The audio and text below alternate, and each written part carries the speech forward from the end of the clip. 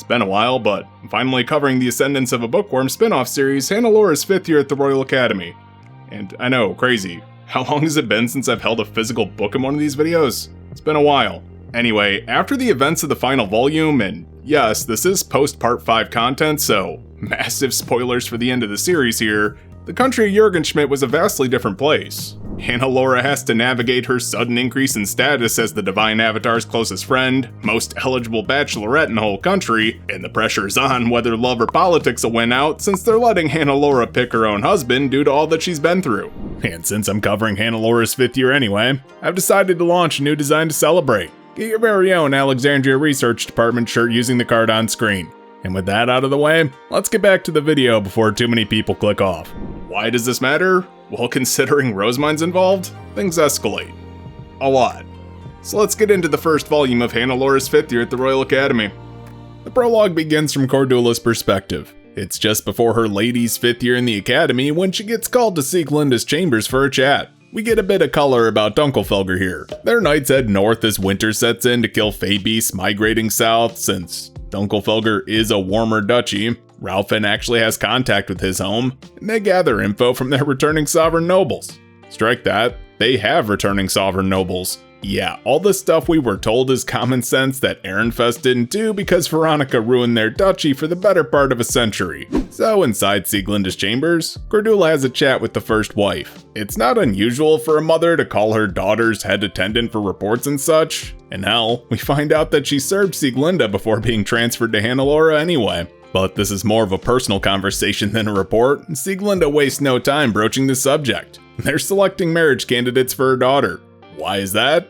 Well, a few reasons. Hannelore disgraced herself pretty bad during the dinner match in her 3rd year when she took Wilfried's hand, and while that seemed fairly minor to Rosemine and something that was basically cleared up, that single event hangs over this spin-off and shaped the previous few years of Hannelore's life. More importantly though, it means she resolved to marry into Ehrenfest. So why are her parents selecting suitors? That is a bit more complicated.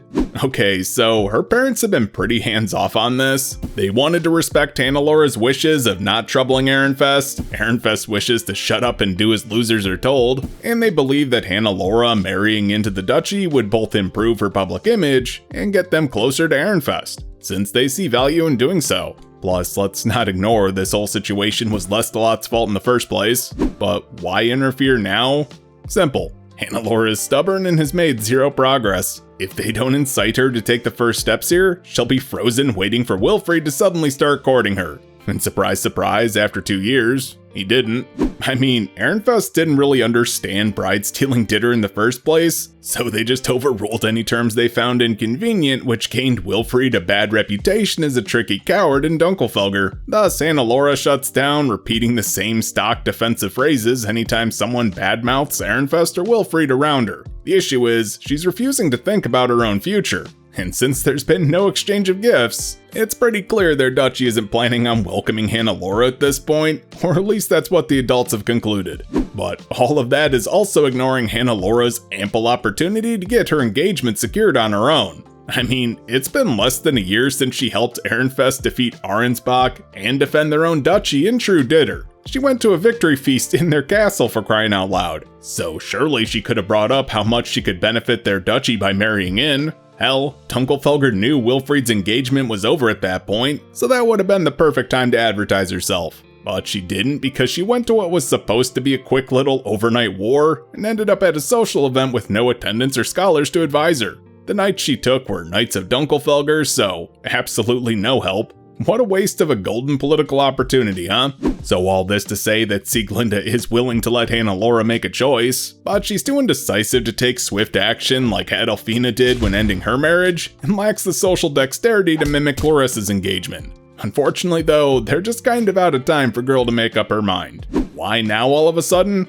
It's simple. Dunkelfelger is now the #1 ranked duchy after Eglantine became Zent in the aftermath of the recent Lanzanov invasion. The 2nd and 3rd ranks fell to Trauerqual and Sigiswald's new duchies respectively. followed by Klausenberg and Juanchel taking up 4 and 5. So the upper ranks had a massive shakeup, and the political landscape of Jürgenschmidt is currently being written by all the sweeping changes. Which leads us to Sigiswald of all people. After his abrupt divorce with Adolfina, she returned to Juanchel and positioned herself as a Gieb in their new territory, while Sigiswald is floundering as an archduke of a middle duchy whose family consists of just him and his wife to support their land. He knows he needs a new wife as soon as possible, and tactless as he is, asked Daub Dunkelfelger for Hannelore's hand at the Archduke Conference. That move looked incredibly bad after his divorce, since it showed zero sincerity, and Juanchel made damn sure everyone knew about that, but since he was so vague in asking, Dunkelfelger evaded for now. He'll surely try at the Interduchy tournament though, make no mistake.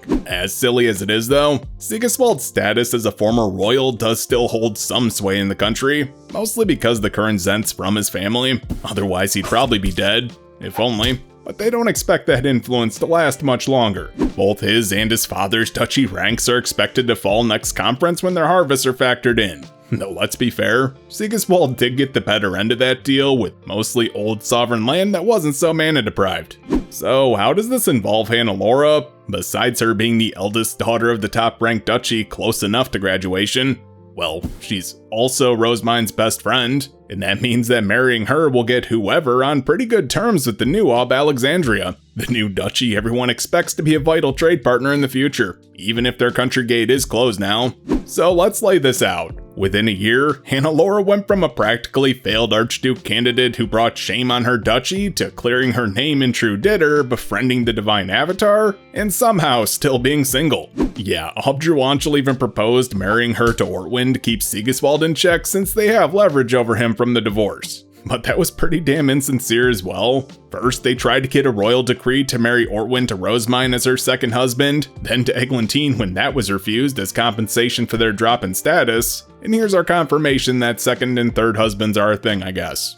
But, more importantly, Hannelore was their Ob's third choice. And that's insulting since it was so public. Zent Eglantine has made it clear that Alexandria and Dunkelfelger are getting prioritized moving forward, even over Klausenberg, so the number of duchies approaching them for marriage is likely to increase. Thus, they need some countermeasures in place, hence the approved suitors to at least show her family has candidates lined up. Not that an engagement would be approved before the Archduke Conference, but really, this just gives Hannelore time to make up her own mind. She's got all the options in the world now, so staying in Dunkelfelger or marrying out are both on the table. The question then is, who would be the best set of suitors to light a fire under her so she actually makes a choice? It should be somebody from a branch family marrying into hers so she's not reduced in status to an archnoble. That would look really bad and insulting, and also allow her to support Lestalot as the next Ob since that's practically set in stone at this point. So Cordula floats Kentrips and Rosentark, Lestalot's scholar and knight respectively, who also happen to be her cousins. They both like Hannelore enough, despite the apparent wedge between her and her brother's retainers due to the Ditter match a few years ago. But Cordula explains that both were quite upset with Ehrenfest for looking down on Hannelore by not accepting the terms of the game after winning, and actually kept the dorm in order during her 4th year when most of the students weren't respecting her. However, Hannelore didn't notice their concern due to her stubborn nature, as once she settles on a decision or view, she holds on to it. But with those names and a recommendation from Cordula, Sieglinde takes them into consideration. That prologue effectively sets the stage for this spin-off. We get Hannelore's circumstances, the changes to the country, and her 2 suitors. It's essentially an info dump to tell us that while things are better, they're certainly not easy going in Jürgenschmidt. We pick up with Hannelore's perspective proper at this point, as she's leaving for the Royal Academy. She's not too thrilled despite how most nobles look forward to the academic term. The reason being she's stressed about besmirching Dunkelfelger's name as the top-ranked duchy, on top of all the other changes to pretty much everything. We find out Dunkelfelger sends their students in a different order than most other duchies, since they want their younger students to actually have a chance to gather ingredients for their classes. So second years go first, counting up to 6th, and then first years like we're used to. This came about out of necessity, since apparently the 6th years are so enthusiastic, they'd clear the whole gathering spot leaving nothing left. And it doesn't help they use more rejuvenation potions than most other duchies due to their Ditter obsession. But hey, Rosemine teaching the rejuvenation ritual has at least eased that burden somewhat. So as Hannelore steps onto the teleportation circle, her family sees her off with Kentrips behind Lestalot as his apprentice scholar. He's a 6th year, so he'll be coming the next day. Their eyes meet and both smile at one another, but Hannelore just hopes it wasn't awkward. Why is that? Well, since her father told her about her suitors, she's not too sure how to interact with them. I mean, they're family and childhood friends, so she knows them well, but she does still harbor feelings for Wilfried. She gets a long list of warnings before she goes, though, unlike Rosemine, these aren't scoldings, but more informing her to keep an eye out for certain things. Korinthsdaum and Blumenfeld are high-ranking duchies right now, but likely to lose those ranks next year as the former royal status of their obs becomes less relevant. So she needs to keep an eye on the students from those duchies since the sudden jump in status is likely to go to their heads. Only Dunkelfelger and the Zent can really rein him in. Right? Hannelore's got responsibility now, and she's not thrilled. Truly her timing is poor since all this happened after Lestalot graduated. But don't let her fool you. She brought a lot of this attention on herself by advertising her specialness as Rosemine's friend. Yeah, she went to the transference ceremony and the inauguration. Her and Lestalot both remember when Rosemine blessed the audience, which got Lestalot so excited to capture the image and artwork he apparently couldn't calm down for the rest of the Starbind. He's got a ton more paintings of Rosemine and Eglantine from the ceremony, which is extra awkward because that was his Starbind. His new wife clearly isn't thrilled that he's painting two other women. Either way, the ceremony was trouble for them both apparently, as it's now common knowledge that Hannelore is Rosemine's close friend, and guilty as charged. There's a lot to benefit from that friendship though, but trouble follows Rosemine almost as closely as Ferdinand does. With Eglantine consulting her more than Klausenberg, everyone wants connections to Alexandria now, and Hannelore is the fastest track there, since Rosemine's only fiancé is Ferdinand, and trying to become her second husband, or concubine to him, as some suggested, is signing up for fast track to the distant heights, if you know what I mean.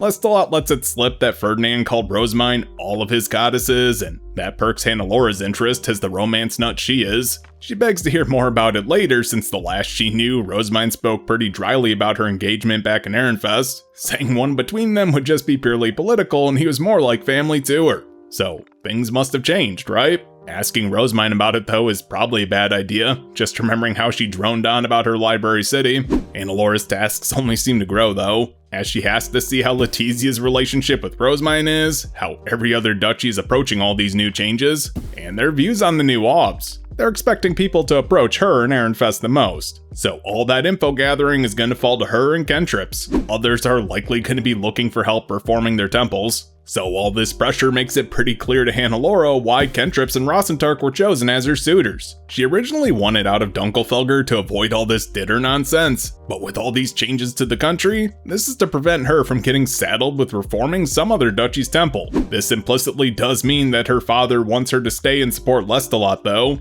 which is not something she was raised for. Yeah, it turns out plans were always for her to marry out of the duchy, so she'd best choose her fiancé this year before the Archduke conference to get approval and prevent Sigiswald from snatching her up.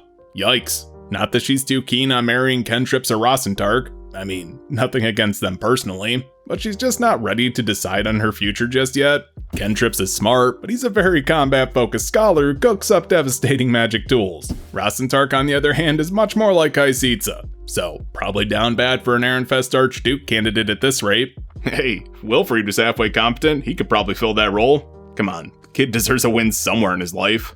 Life with either two of those half-brothers would inevitably mean more Ditter, and that's only marginally better than life with Sigiswald. With all these choices, Hannelore does what she knows best, and offers a prayer to the goddess of binding, Liebeskilfe, while clutching a charm that Cordula made. Yeah, she's not being so greedy to ask for a romance like in the book she loves, but she would at least like some more options here, and surely that won't come back to bite her in the ass, as she's already staring down 3 potential grooms.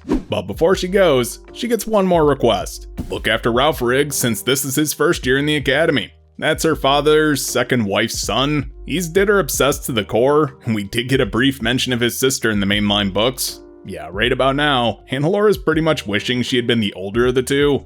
So with that, she steps onto the circle, teleports to the academy. Rosentark then jump scares her as soon as she's there and says he gathered her share of the ingredients, so that means that they can go play Ditter.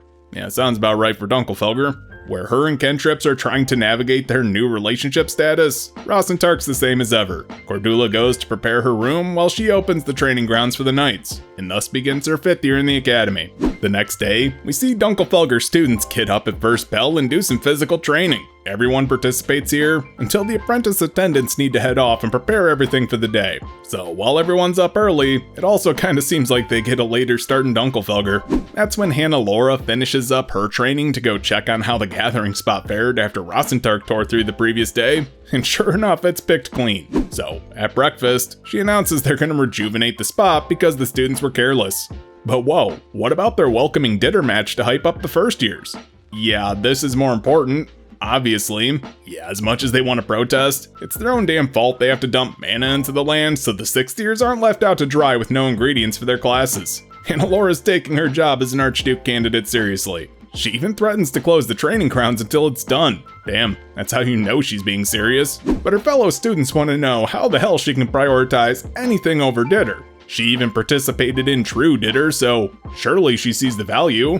But no, some others chime in and say it's actually because she played True Ditter she can say there's more important things than the game. And that's the shit she has to put up with on a daily basis. Yeah, Hannelore is literally the pride of Dunkelfelger after the events of spring, and that's such a pain since her Duchy's Knights all adore her suddenly. So just imagine a whole dorm full of Heartmoots and Clarissas. Ralph then throws some gas on their passionate cries to get them fired up for healing the spot so Ditter can be enjoyed by all. And that's why he's low-key probably the most level-headed knight they got. And that's saying something. I hope you like Ditter because everything in Dunkelfelger seems to revolve around it.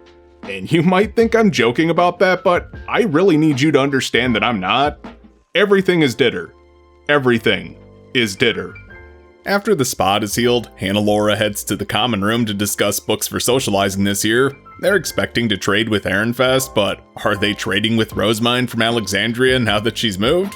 Why not both? Turns out Ob Dunkelfelger sent enough books to lend out, so it shouldn't be a problem. Rosentark then badgers her about whether she's participating in their welcoming Ditter match, shocked that she isn't for some reason, but Cortula scolds him for his manners. Regardless of whether he's her suitor or not, he does still need to respect her status. But why would she participate? She never has in the past. Just because she took part in True Ditter doesn't mean she would start.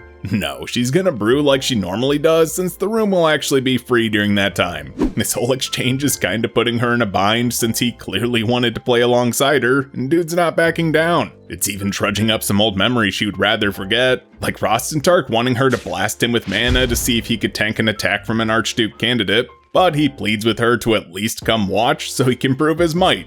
Or whatever. Rose apparently trying to form the same sort of bond Hysitza has with Ferdinand, and wants to play Ditter with Alexandria after their marriage. But he's barking up the wrong tree there. Hannelore has zero interest in Ditter, and only sees that as a selfish desire. So, hard pass. The students around her think it's pretty romantic though, but she holds her embarrassment in and bails with the vague promise about coming if she has time. Rosentark seems pleased enough with that response, making Hannelore feel a tad bit guilty. Back in her room, Cortula explains that she can't run from her suitors forever. She'll have to be honest with them and herself to come to a decision they can both be happy with. But Rosentark's gonna need a different approach to reach Hannelore's heart. That's for sure. And after finishing her brewing sooner than expected, she unfortunately does have to attend the game to keep her promise. But along the way, she bumps into Kentrips. He wishes to watch the game with her, but that's a bit odd considering he's a scholar of the sword, and this is one of his few chances to participate in Ditter. But he brushes that off, saying that people change, and Ditter with his dorm mates doesn't really interest him anymore. But he does note that Hannelore has changed too. She's a far cry from the crybaby he knew as a child. Yeah, she's grown up into a fine Archduke candidate in his eyes. She did have a hell of a learning curve on that, considering everyone kept her away from duties around managing the dorm before Lestalot's graduation. Those were his responsibilities prior, and her 4th year wasn't exactly a pleasant one, with that whole betraying their duchy during bride-stealing Ditter hanging over her head. Most students just didn't respect her back then, but now she's cleared up her shame by going to war to save a friend. Kentrips didn't know she had it in her. Not that Hannelore was stoked about Ditter when she went to Arnsbach. That was probably the last thing on her mind. We do get some of Dunkelfelger's thought process here leading up to that whole mess. Rosemine hinted that she had the Grutricite, but they couldn't know for sure. Dunkelfelger's the Zent sword, and if she had the book, they were duty-bound to help her since she most likely would have taken the throne. Any knights they sent would need a member of the archducal family to lead them too, but their allegiance at the time was mostly to the sovereignty. So yeah, Ob Dunkelfelger couldn't go personally, since, if the call for aid came down while he was away, that would have looked really bad. So Hannelore had been their safest pick to send. She definitely had the motivation, clearing her name and helping a friend out, but also if things did go south, she was already a disgrace to their family, so she could have been cut off without issue. Kentrips then asks so only she can hear if she wants to marry into another duchy. He's willing to help apparently, but that's kind of flying in her father's face. With the options he provided, it signaled that he wants her to stay in Dunkelfelger. So why is Kentrips asking if she wants to marry elsewhere? After they sit, he hands her a sound blocker. Did he mean Corinthstown with Sigiswald? Because what the fuck? No, even Kentrips isn't that cruel. He's willing to help her go where she wants to. If that were an option though, wouldn't her father have already arranged it? Yet, Kentrips hints that her staying might cause issues in their duchy, even if her family wishes it. Just a heads up, there are people pushing her to be the next Ob because she one true did her. Not that she or anyone in their family's interested in that, but alright, he's piqued her interest. But apparently what he's offering is unsubstantiated information, so he's willing to tell her if she gets some for him in return. Like how those in the Archduke candidate course feel about these new Obs. Yeah, he's pretty frustrated there's info he can't get on his own. Seems Kentrips has taken to scholar work quite well, considering he wanted to be a knight so bad as a kid. Yeah, that frustration though reminds her of him as a child, so it's pretty funny how some things never change. But Kentrips reiterates that some things won't change, and that goes for Rosentark as well. So we've got her two romantic interests thus far, the Ditter-obsessed Rosentark who wants her to stay, and the battle-focused scholar Kentrips who wants her to leave. So let's find out how their dynamic develops throughout this book. After the match, Ralpharig is talking to Ralphin about how excited he is to play Ditter too. The way he acts reminds Hannelore of a young Lust a lot, a troublemaker. But Ralphin reminds the younger students that Ditter isn't as popular outside of Dunkelfelger, so they should probably get their fill before marrying outside the duchy. That's when Ralpharig calls out and approaches Hannelore without warning. Rookie mistake, as her knights take up a defensive position. Yeah, they don't share a mother and certainly not a faction. Hell, they've barely even spoken to one another. But then the kid drops to a knee and starts reciting a pretty stock proposal line out of the blue. She's so shocked, she has to ask him to repeat himself. And he clarifies that while he's young, he does have the status to help her stay in Dunkelfelger. Little bro literally wants to be counted as one of her suitors. Just a reminder, marriage between half-siblings is okay in this setting so long as they don't share a mother. And socially speaking, age gaps with older men aren't an issue either. That's not an endorsement, mind you. Please keep that in mind. Just the facts of the medieval fantasy society we're reading about. But even with all that considered, Ralpharig did a massive social faux pas here. Why though? Simple, he wants to play true Ditter. Not that he understands what he's actually asking for there. Yeah, she tells him she's not interested, but Rosentark and Kentrips step up as her actual suitors to tell him he's out of his league. Little bro then tries to throw his status around, but they were chosen as her suitors for that very reason. Yeah, they may just be archnobles, but they are her father's approved suitors. They can step in to block others' advances. So Hannelore reiterates what Kentrips said, that she can't take a proposal from someone who doesn't know the proper process, and thinks that's the end of it. Or not. Cordula informs her later that she's mistaken. Yeah, Dunkelfelger men are dense as hell, and anyone from their duchy wouldn't see that as a rejection. Just that he needs to learn the proper procedure first. Yeah, that's her mistake, but honestly, it's also kind of her retainer's fault. They never expected an Archduke candidate from their own duchy to propose out of nowhere, right? Especially one so much younger. The academic year hasn't even started, and she's already got 4 guys gunning for her. How high can we get? I'm taking bets. So it's time for the advancement ceremony. Hannelore's group has it on good authority that Ralpharig is itching for a Ditter match, so she got approval from his parents to slap a magic tool that figuratively muzzles the kid anytime he so much as mentions the word. Both I and Hannelore do want to point out, this magic tool is so necessary to their duchy, they actually had to make it. I do have to wonder if Ferdinand ever considered making one for Rosamine with books as the trigger. Part 2 of their plan to not cause a scene is to arrive first, and take their spot at the front of the room as the now top-ranked duchy. Thus they head out, but with Kentrips and Rosentark stepping forward to escort her as her suitors, which does lead to some teasing that nearly brings her to tears out of sheer embarrassment. It's not too long before the other duchies show up, and first is Trauerqual's new duchy Blumenfeld. Hildebrand is finally old enough to attend the academy, as his duchy's Archduke candidate though, rather than a prince. Hannelore doesn't even get a glimpse though, just due to the number of human shields around her. But word does trickle down that Blumenfeld is clearly split into two factions. Those who likely followed him from the Sovereignty, and those from the northern section of Old Workstock. Now, the book does call it Old Arensbach, but it's the portion of Old Workstock that Arensbach was managing. The main territory of Arensbach proper just became Alexandria. Next, Karinsdaum enters, and they're clearly full of themselves. Enough that their comments make Dunkelfelger students reaffirm that they have to protect the lower-ranking duchies from them. That's pretty sad. They do blame their lack of an Archduke candidate, but do you really think someone related to Sigiswald would have the self-awareness to keep their duchy students under control? Unlikely. Next, Alexandria enters, and this is the first time most of Dunkelfelger's students have seen Rosemine after her glow-up. Ralpherig immediately asks Hannelore to introduce him so he can play Ditter, only to immediately choke on his words. Because of the magic tool. Glad that's working. We get into the ceremony proper, where Professor details the changes to the Academy. They're already planning on moving Stopp Acquisition back to the 6th year, only a year after they moved it to the 3rd, which sucks for Ralpherig, but the benefits do outweigh his inconvenience. Though Hannelore suspects it's to prevent another underage Ob from coming to power, since one does need a Stopp to die a foundation. They don't want that happening again. Aside from that though, they are turning the clock back on the curriculum. Nobles do tend to favor incremental changes, but the people who still know the old ways are either forgetting them or just dying off. Yeah, they don't have the luxury to take it slow, and that basically wraps up all the changes. So, she heads over to the Fellowship Gathering. Since Dunkelfelger's the top-ranked duchy now, they're announced first to go inside. Interesting to note, Ferdinand's offhanded suggestion about the sovereignty taking white capes seems to have taken hold. The scholars are now wearing white instead of black. Eglantine, Anastasius, and Rosemine? Okay, sure. Are all seated at the table usually reserved for the royals, which I guess mostly makes sense. Rosemine is the odd one out this year, but has the divine avatar, her status is pretty special. It also makes some practical sense. If she was to make the rounds with Letizia, those they're greeting would need to stand up and kneel before her, since Obs always outrank Archduke candidates, only for them to stand back up so Letizia can then kneel to greet them. Yeah, this just makes the process easier all around, especially since the main point of this whole gathering is to introduce new students on how to interact with those of higher status than them. They don't get much of that back home. Once everyone arrives, Hannelore drags Ralpherig up to meet Eglantine, Anastasius, and Rosemine. We can see Eglantine is still as beautiful as ever, but haggard by her new role, and Anastasius is about as drained too, so I guess supporting a Zent must not be easy.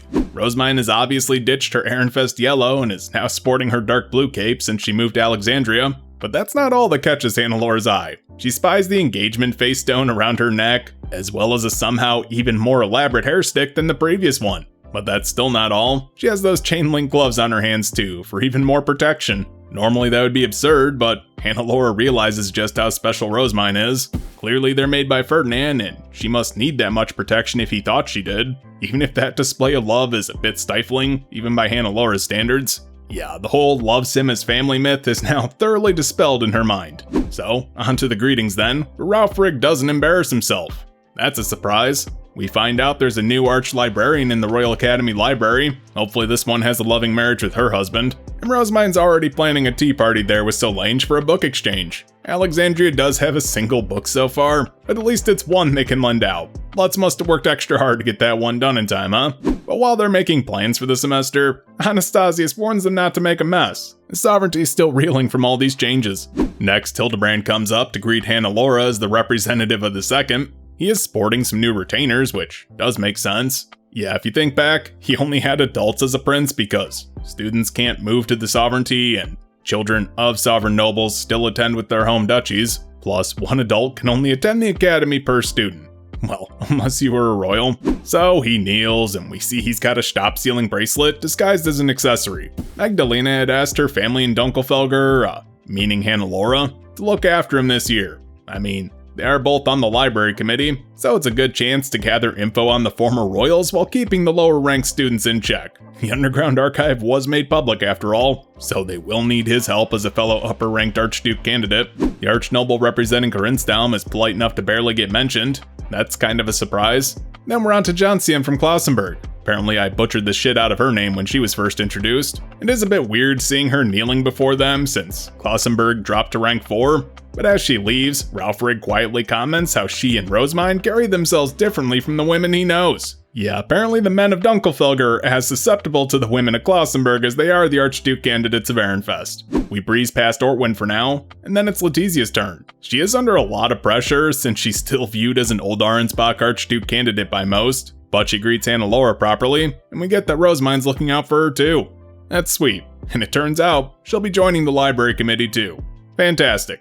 Next of note is Ehrenfest. Wilfried comes with Charlotte, or perhaps I should say Charlotte comes with Wilfried, and they're both clearly still struggling with Rosemine's change in status. Yeah, big change on how to address her, but Hannelore notices Charlotte's accessory she got from Rosemine. There is clarification that it's not an engagement thing though, it's purely a show of their sisterly bond, where Wilfried shows his off too, and it's a completely different design.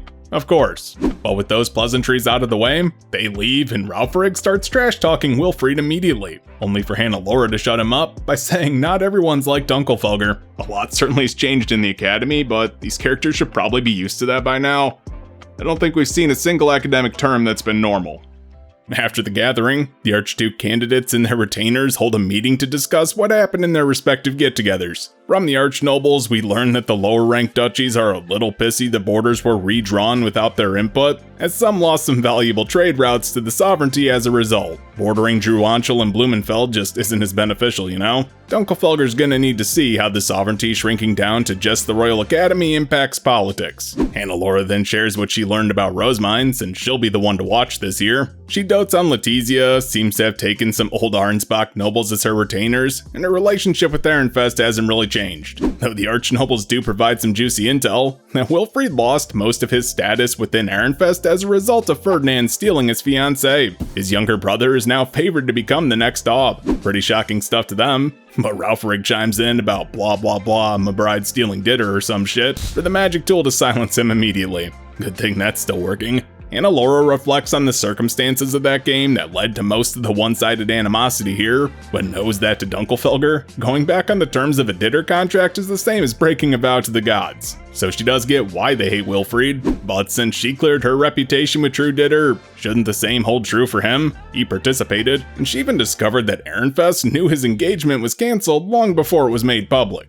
Hell, Wilfried encouraged Rosemine to go save Ferdinand, so anyone saying Ferdinand stole Rosemine from him is just plain wrong. Rosentark brings up that things may have changed since the Archduke conference, and even recalls that Ob Dunkelfelger and Lestalot went to the temple for a private meeting between just the two of them. Yeah, something big must have been revealed, so all they can really do is try to learn the truth behind Wilfried's circumstances. Though Hannelore wonders what Rosemine thinks of all these rumors around her former fiancé. So the first day of classes hit, and Kentrips and Rosentark escort her with some light teasing about how shy she used to be, while reminding her to keep an ear out for some useful information. Look, cut her some slack. Hannelore really has come out of her shell since her first year, and really within just the last one. Let's give her some recognition here, huh? But they all step back as Rosemine comes rushing up with a bounce in her step. Clearly she's got books on the brain. So they enter the classroom where Hannelore wants to ask about Wilfried right away, only to realize that would probably be a rookie mistake.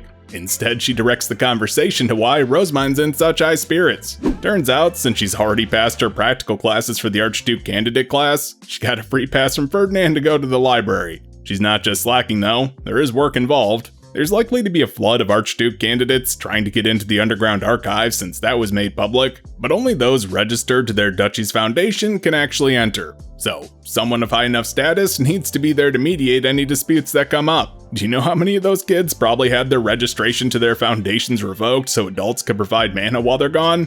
I'd assume a lot. Aside from that though, Rosemine's actually excited because all the documents from the palace are being sent to the academy.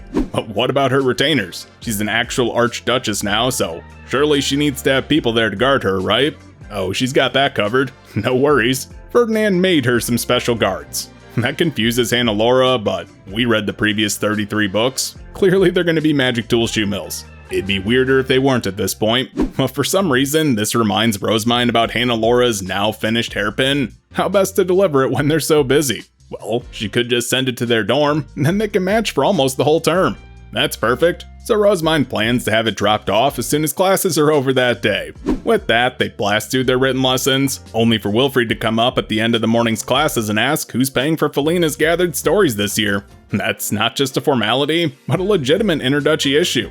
so Rosemind says she'll have Charlotte, him, and her retainers over to sort it out. That does confirm for Hannelore though that Rosemind didn't abandon him, so all these rumors must be false. In the afternoon, they have practical classes, and since Rosemind passed, Hannelore is without her buddy. Anastasius is their teacher this year, and starts off that the Archduke candidate class was originally for the Zent to train their successor. So that means that Eglantine is still teaching the 6th years. That's kinda cool. But no Rosemind there means Hannelore doesn't have anyone to gather info from, so she times her potion breaks with Wilfried Nortwind to make up for it. The latter escorts her to a seat before opening up a pressing conversation. Turns out the lower-ranked duchies, and he throws Ehrenfest under the bus here too, are rethinking who their future archdukes will be. They're going to be prioritizing the younger generations who will have more protections and better quality stops. Yeah, Wilfried doesn't let that slide and drags Ortwin down with him, since apparently Joanchel is thinking the same crap. Basically, they both want to hear what Dunkelfelger's plans are, but Lestalot's still going to be their next archduke. Yeah, Ralfrig isn't a good choice due to his temperament, age gap, and Lestalot now knowing where the foundation's at. That's pretty weird, since Ortwin assumed that him and Hannelore marrying would get them both a future ob with a better stop and no faction trouble. But honestly, in about 10 years, the Academy's curriculum's gonna stabilize. Yeah, Lestalot's kids will probably be attending by then. Plus, Ob Dunkelfelger's not old or sick, so they've got some time for Lestalot to still be an ob for a bit before passing it on to his kids in like 10 or 20 years. That's solid logic, so Ortwin considers using that in his own bid for Archduke. But while Hannelore mulls over how Ortwin's position on becoming Archduke has changed in the last year, he drops to a knee and asks her if she would consider coming to Druanchel. Yeah, dude proposes right there in the middle of class. And we got lucky number 5. Look, Ortwin was pretty much a nothing character in the main book, so I'm here for him getting some development in the spin-off. Between this and the next book, he becomes much more of an actual character. Yeah, Hannelore is not stoked about this predicament, since he's doing it right in front of Wilfried of all people. Plus, he doesn't even have a proposal face stone, nor has he gone through the proper channels like talking to her father. Wilfried even points out this probably should have been done in private, but the fact that Ortwind had feelings for Hannelore is a pretty shocking revelation. However, why he's doing it here is pretty simple. This makes it so their retainers can't stop him. So Ortwin gives her a sound blocker, while Wilfried runs defense to onlookers, saying nothing salacious is going on here. That's awkward as hell. Now that it's somewhat private, Ortwin lays it on the table. He needed to move quickly because he's aware she's already gotten a proposal from Sigiswald. That is kind of news to Hannelore. She didn't know that Sigiswald actually proposed, just that he was probing about it. But like a good Archduke candidate, she doesn't let her mask slip. Joanchel's currently in a pretty good position to counter Sigiswald because of his divorce with Adolfina. Yeah, that's true. But Hannelore can easily dodge him too by just marrying within her own duchy. So why is Ortwin suddenly so set on becoming Archduke by marrying Hannelore? A few reasons, but what's important right now is that Adolfina's in a pretty precarious situation internally. Since Joanchel is the closest thing to a meritocracy in this world, if the wrong person becomes the next ob, Adolfina could see her situation take a pretty nasty turn. Plus, her proposed research city is right up Ortwin's alley. He doesn't just want to support it, he wants to establish trade between it and Alexandria's laboratory. So does that mean he's looking for Hannelore to smooth negotiations over? No, Ortwin's fairly intelligent. He understands Ferdinand wouldn't cut him any slack for simply marrying Rosamind's friend. Nor would Rosamind for that matter. That doesn't really explain why he's proposing though. While he doesn't have solid evidence, he does pin her position oddly well for mere speculation. She doesn't like Ditter, isn't thrilled about her current suitors, her younger half-brother proposed, and she's been given enough leeway to maybe leave Dunkelfelger. Thus he's throwing Joanchel's hat in the ring by asking how she'd feel about it. He is aware that she is in love with Wilfried though, even adding that he knows that Ditter match must have caused her a lot of anguish back home, so if she mentioned that to Wilfried, he'd probably propose out of sheer guilt. I mean, that would benefit him too, since he could probably regain his status in Ehrenfest that way, right? That gives Hannelore some hope, but Ortwin says if she doesn't want to take inspiration from Magdalena, perhaps she could choose Joanchel then, assuming she feels up for it.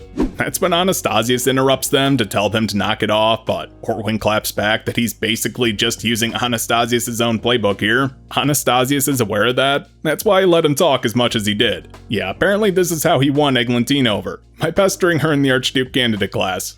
Sounds annoying. Ortwin ends it there, with Wilfried being oddly encouraging of him, while also sympathetic for Hannelore dealing with this crap. Literally not what she wants to hear from him right now, but some parting words from Ortwin say he's not giving up on her just yet, while also being weirdly passionate about it. Oh shit, bro actually has a crush on her? Didn't see that coming. Okay, back in the dorm, Hannelore finally snaps out of her stupor and tells Cordula what happened. She's rightfully perturbed, but Hannelore's a bit stuck on something. Ortwin wanted to know how she felt about his proposal. And that's what's tripping her up. Someone actually cares how she feels. He spoke very little about the benefit it would bring their duchies. Now it's starting to hit her that she might be about as dense as Rosemine when it comes to the romantic intentions of men. And she has practically no excuse here, considering just how bad her romance brain rot is. Cordula's clearly unhappy her lady is putting so much thought into this, and asks if she's tempted to accept. But Hannelore shoots that down. She's only basking in the realization that for the first time, a man has feelings for her. Wait, is she being serious? And that's enough to make Cordula want to smack her forehead. To clarify, Hannelore did reject him as she was taught. The more concerning matter is how many men are lining up to become her husband despite the precautions they took. In fact, all these romantic prospects are starting to get out of hand. That's when she remembers praying to Liebeskilfe for more choices before coming to the academy. So Cordula suggests she thank the goddess with a prayer, saying she's got enough suitors. And Hannelore does just that. That's when Nordnance flies in from Rosemine, saying Lieseletta will drop off the hairpin. So they go to the tea party room to wait. I feel like we're about a year or two off from it being common knowledge to not ask the gods for anything, because it's just gonna turn into some monkey paw type of shit. So Lieseletta shows up to deliver the hairpin. But since Hannelore's mind is still on the whole marriage thing, and she knows Lieseletta used to serve Rosemine in Ehrenfest and is now engaged based on her necklace, naturally she wonders what moving to another duchy entails. Things move along though as she's lost in thought, with Lieseletta demonstrating how the hairpins are worn. Everyone's in awe of how well they suit Hannelore, on top of the quality, and Hannelore is stoked to finally have some of her own. But with their business done, Hannelore bids Lieseletta off after hearing that Rosemine plans to wear her own matching set tomorrow to class. Sounds awesome, so Hannelore promises to wear hers too. In fact, she's so excited, she keeps them in for dinner that night. In her room, she's giddy, quietly hoping Wilfried Nortwind will compliment her new accessories. That's when her guard knight and I've not really introduced most of her retainers because so few of them have names, so I'll bring them up as they become relevant. Hyaliza, her guard knight as I mentioned, comments how wonderful it would be to receive such a present from her escort partner. Even archnobles can't order custom-made ones from Ehrenfest yet, so the pre-made ones are still a pretty hot commodity in Dunkelfelger. Yeah, as much as she would love to order one, Dunkelfelger's craftspeople aren't able to recreate them just yet. She's in the same year as Hannelore, and that's unlikely to change by the time they graduate. That's when Andrea, her apprentice attendant, brings Hannelore to the dining hall. It's pretty much cleared out, so why the hell did they wait so long to take her to dinner? That's a good question. But Kentrips and Rosenturk look visibly uncomfortable upon seeing her. They ask for a moment of her time after the meal to apparently clear the air. This seems urgent, and after confirming with Cordula if they can fit this discussion in, it's settled. Cordula adds that Hannelore has something to tell them as well anyway. Oh, does she? I guess. They leave, but now Hannelore is aware that pretty much everyone's staring at her, and her retainers seem to want to say something about this, but they don't. As for what Hannelore needed to tell her suitors about, yeah, it's that whole business with Ortwin. Hannelore got so swept up in the excitement about her hairpins, she kinda forgot all about him. That's pretty sad. Ralfrig is also missing from dinner, so do they need to inform him too? No, he's not one of her selected suitors, and he's also responsible for Ortwin's actions in the first place, as far as Cordula's concerned. And she's not wrong. In the meeting room after dinner, Rosenturk looks ready to pounce while Kentrips is just tapping his finger. She clears the room of all but Hyaliza and Cordula before Kentrips starts with a fairly blunt question. Were those hairpins she got from Ehrenfest? And indeed, they were from Rosemine. Wait, not Wilfried? They're confused, but now it's starting to make sense, at least to us. Hannelore channels Rosemine's airheadedness for a moment and thinks she'll have to thank Ehrenfest as well, but that's so far from the point it's laughable. Kentrips clarifies that he wants to know if they're from an escort partner, and now it really is starting to click for Hannelore. While students in Alexandria and Ehrenfest wear these hairpins regularly, in Dunkelfelger, they're still seen as romantic gifts, owing to Eglantine and Lestalot. That explains why dinner was so awkward, because everyone assumed she had chosen an escort partner outside of her suitors. Hyaliza was subtly trying to hint that Hannelore shouldn't wear them to dinner, and she missed that due to her excitement. So her wearing them out of the dorm tomorrow is only going to cause the same confusion all over again because most other duchies had that same impression. Rosenturk is clearly jealous here, which leads to a comedic back and forth, but the takeaway is that he planned to order a hairpin for Hannelore through Lestalot when their engagement was settled. But I mean, nothing he could order could compete with what she just got. Rose plants are up in smoke, right? Okay, this is somehow a shocking revelation to Hannelore, that Rosentark has genuine feelings for her, enough that he wanted to order a hairpin that she loved so much but couldn't get until now. Yeah, she seriously thought he cared more about Ditter than her, which stuns him into silence. But there's no backing out of a promise with an Archduchess, so Hannelore has to wear those hairpins tomorrow. Flip side of this though, they can now easily reject other proposals with those hairpins. Let the misunderstanding fester a bit more, right? That's when they talk about Ortwin's proposal and why the hairpins might be useful, though Hannelore does feel bad how much this might hurt him, and that's kinda surprising that she cares enough for Ortwin that it matters to her.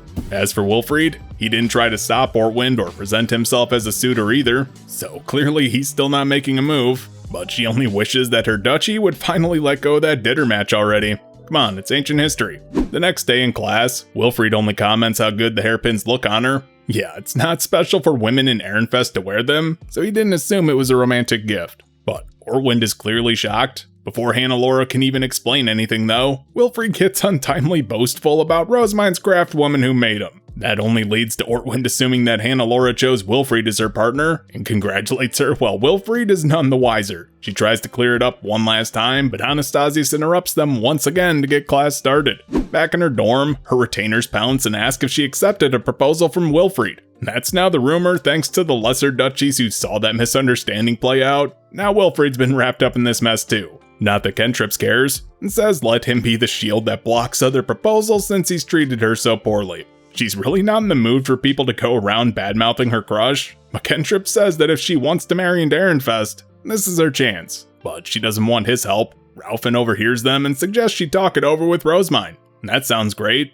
Wow, it's pretty weird having a dorm supervisor around who actually gives advice. Surely Rosemine will help clear things up for Wilfried, though Kentrips does leave her with one last warning. She needs to be more faithful to her own desires, or else they'll both end up marrying someone they don't want to. She grabs him by his sleeve to stop him from leaving and asks what he desires, and he brushes her off, saying she should already know. We've basically got confirmation that Kentrips and Rosentark both have feelings for Hannelore, but no clue why Kentrips is trying to hook her up with somebody else despite that. So, music class? Rosemine approaches right away. Wilfried apparently sent her an ordinance explaining how that little stunt caused problems for them both. Took him long enough to realize that blunder. But Hannelore admits that she was just as at fault for being so careless. Her suitors were quite upset, they couldn't hope to match what she got. But Rosemine says that when she does make a choice, she could arrange an order from said fiancé. Sounds good. But speaking of hair accessories, Rosemine has so many, on top of her fancy hair stick, so will she have even more than normal for the graduation? No, she simply plans to have one that matches her coming of age dress. Not taking after Detlind, I see, along with some new specialty products from Alexandria. As Rosemine flies off on a rant about how great things have turned out for her, Hannelore wishes she could mimic her to obtain such happiness. Yet she also knows it's beyond her currently. Anyway, both of them agree to ordering a new hairpin when her engagement is set, and that's when Ortwin shows up to ask if even he could place that order if he's chosen. Wilfried's behind him, seemingly in support of Ortwin, when Rosemine says she'll accept an order from anyone Hannelore wishes. That's when a Corinth-style March noble overhears and says they'll have to report that to their Ob immediately. Rosentark steps up to rein that noble in, chastising them to not report half-baked information like that. That might give Sigiswald the wrong impression, like that his proposal was accepted. And since the only suitors her father has put forward are from her duchy, anyone else trying to get involved will need to win bride-stealing Ditter first. It wouldn't be Hannelore's first rodeo, and that foreshadowing is so dark it's practically blotting out the sun. Hannelore tells Rosentark to stand down, but he's worried someone else might try something, eyeing Wilfried and Ortwin in particular. Rosemine then breaks the tension by saying Hannelore's suitors must cherish her if they're not intimidated by Archduke candidates. And sure enough, she's seeing it now too, since Rosentark didn't make a scene until necessary. Music is a tad different this year. While they still have to play 2 songs to pass, they are given options for instruments. Yeah, preparations for their graduation ceremony are finally underway. Rosemine comments how she barely feels like it's her 5th year though, since she essentially missed her 4th. Yet it's more surprising she even feels like a student at all at this point. This does raise the question though, which goddess is Rosemine gonna whirl as?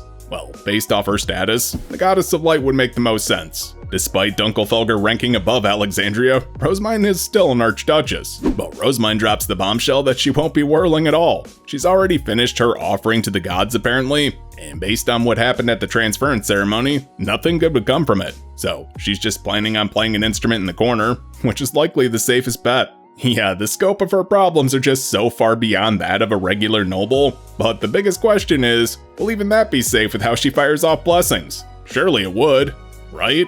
I mean, come on, what's a little pillar of light in the corner compared to accidentally summoning the gods? Either way, Ferdinand's not gonna let her take on a bigger role, so she'll be as far away from the action as possible. It's not negotiable. Class begins, and they have to play the graduation ceremony song as well as an original composition to pass. Only archnobles and above have that requirement though, since lower ranking nobles typically are too busy studying to dedicate time to music and rarely have the resources. So, anybody wondering, med and lay nobles don't have to compose music to pass class. According to Ralphin though, that typically does lead to a headache of deciding who's gonna play what. Yeah, that's all news to Rosemine. Ursher was never in the dorm for her to learn about the hardships teachers face. Hell, the simple fact she has a present dorm supervisor now is taking some getting used to.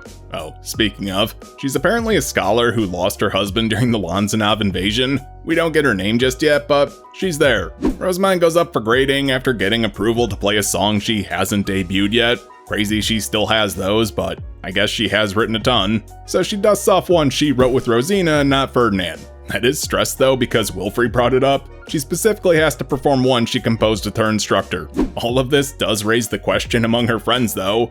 Has she made a lot of songs with Ferdinand?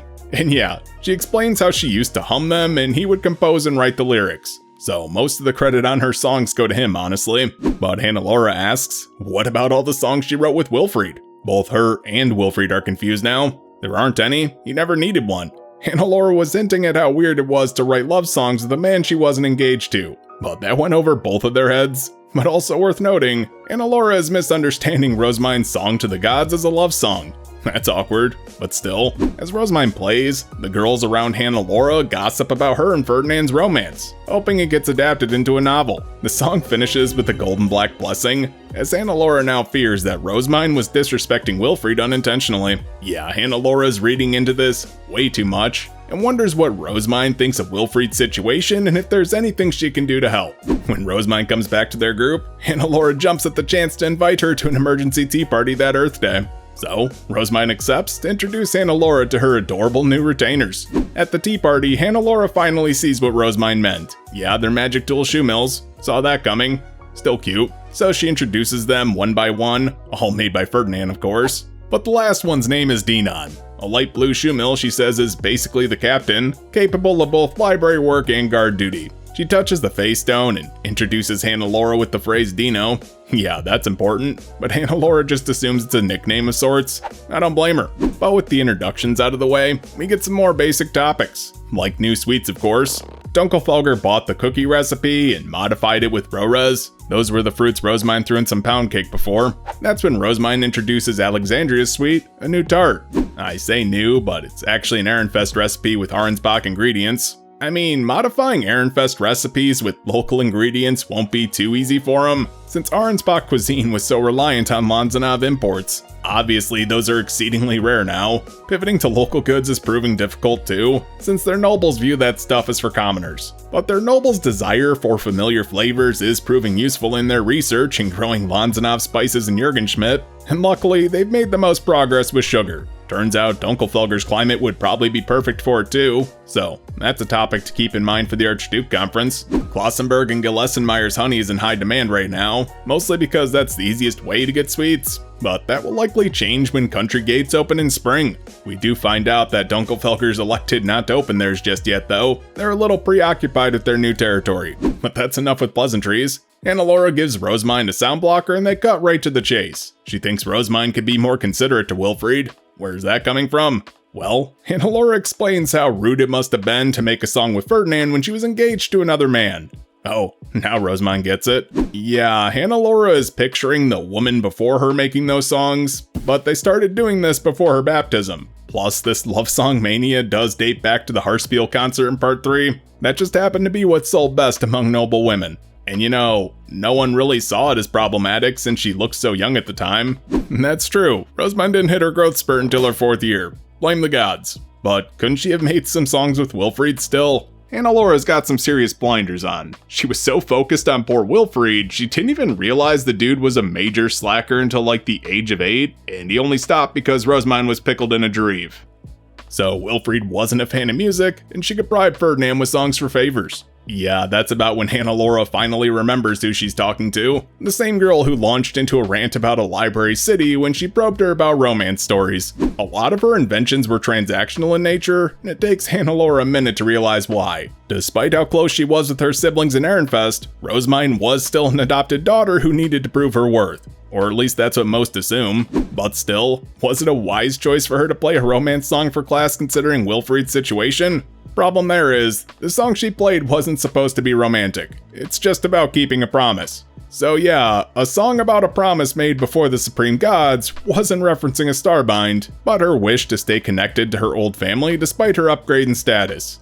Wow, talk about awkward, on both their parts. I mean, come on, Rosemine should probably know better at this point, but she puts down the sound blocker to inform Lisa Letta about the misunderstanding, but this was apparently within Ferdinand's expectations. Back to their conversation though, Hannelore asks if Rosemine is aware of the rumors around Wilfried, but there's not much she can do without him asking for help, and to be clear, she has no intentions of providing it unsolicited. Just as Hannelore thinks she's being callous, Rosemine does clarify. Wilfried wanted this because he never wanted their engagement. Yeah, he wanted to end it long before the royal decree, even asking to be removed as next in line for Archduke. Wow, Rosemine's really just airing all of his dirty laundry here, huh?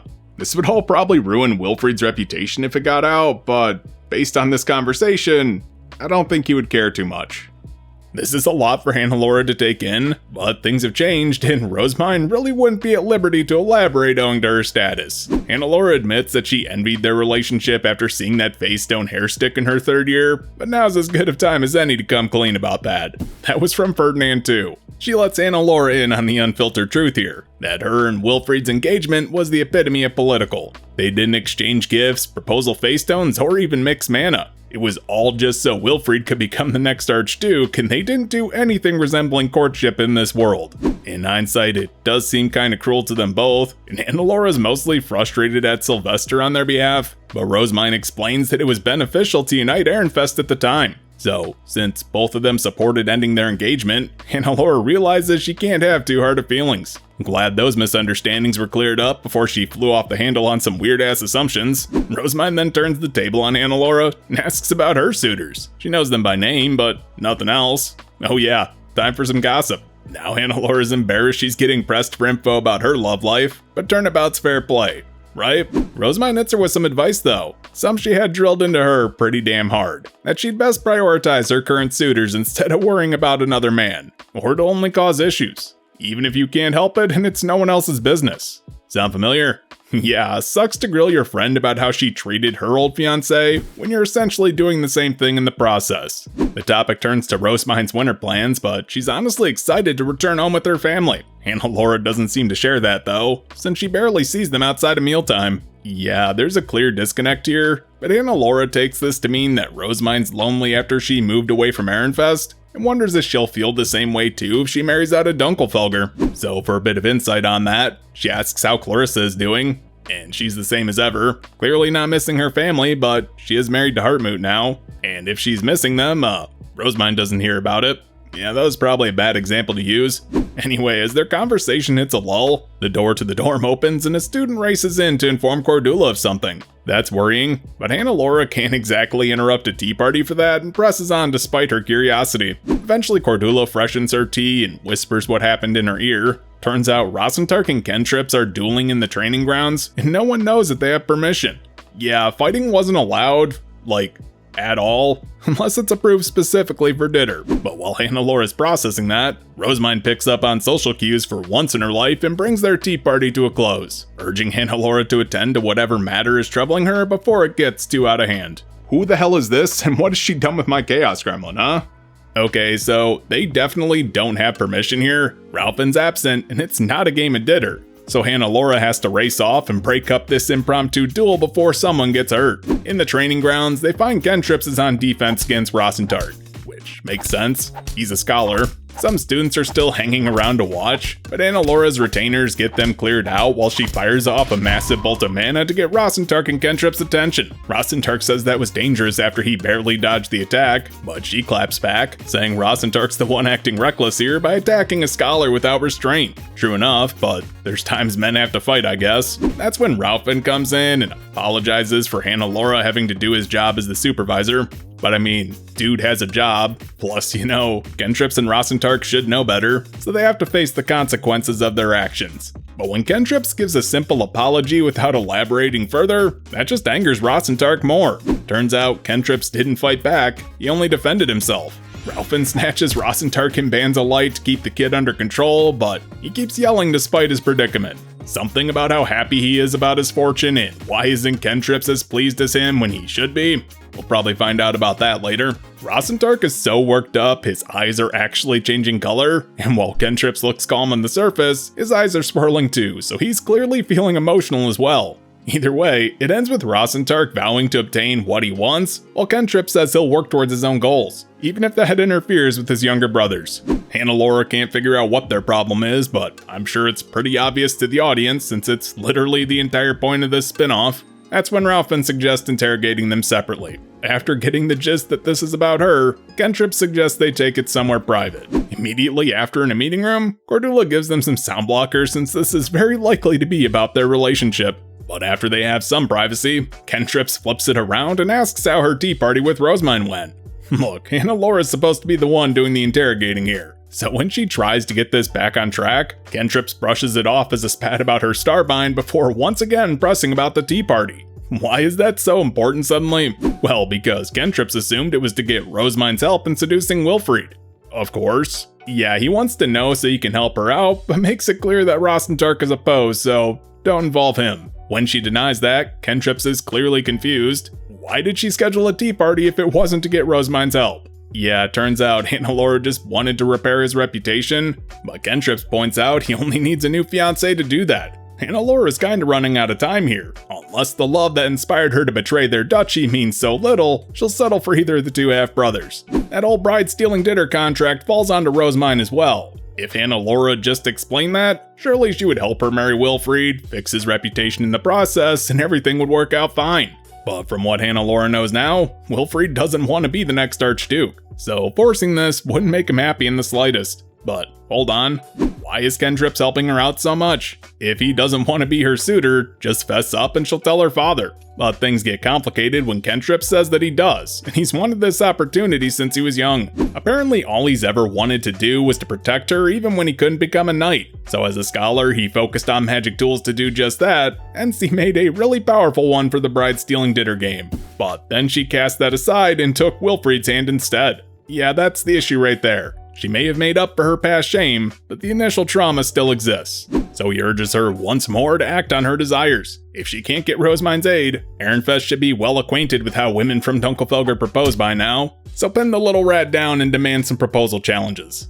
Yeah, Hannelore lacks the resolve to do that, but that's when Kentrip circles back around to that whole her not having time thing. The 5th year in the academy is when people start looking for their escort partners, if not straight up for their engagements. Per her father, she only really has until the Archduke conference to decide. But if she's planning on choosing Kentrips, she's gonna have to decide by his graduation at the end of the season. If she's not his escort partner, he's gonna be removed from her candidates entirely. So basically, Rosentark will win by default. However, if she's planning to accept Ortwin's offer to leave Dunkelfelger, she'll need to convince her father and lay the groundwork this socializing season, all before the Interduchy tournament to have the right counter to Sigiswald's proposal that's surely coming.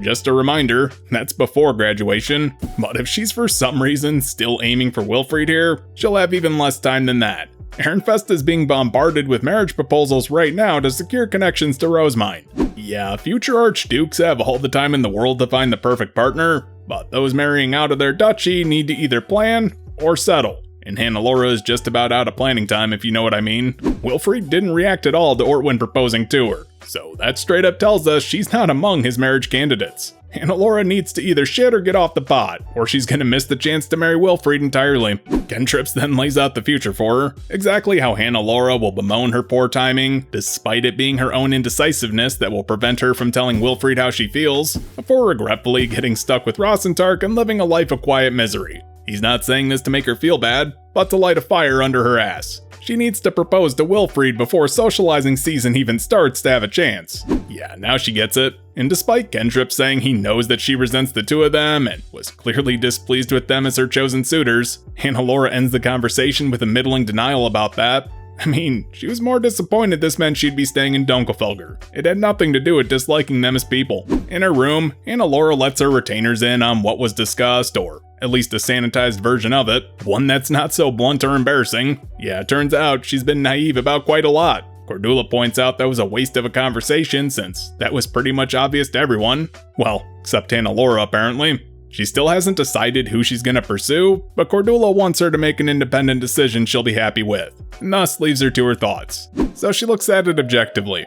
Mimicking Clarissa or Magdalena is beyond her. The power imbalance between a Dunkelfelger and Ehrenfest Archduke candidate is just too great. She'd basically be forcing them to capitulate. But even beyond that, had her father wanted to get closer to Ehrenfest, he'd have pushed for an engagement. As far as she can tell though, he's done the exact opposite of that to keep Hannelore in Dunkelfelger. Yeah, he must not care that much for Ehrenfest when Alexandria is right next door. So even if Wilfried proposed, her father likely wouldn't approve.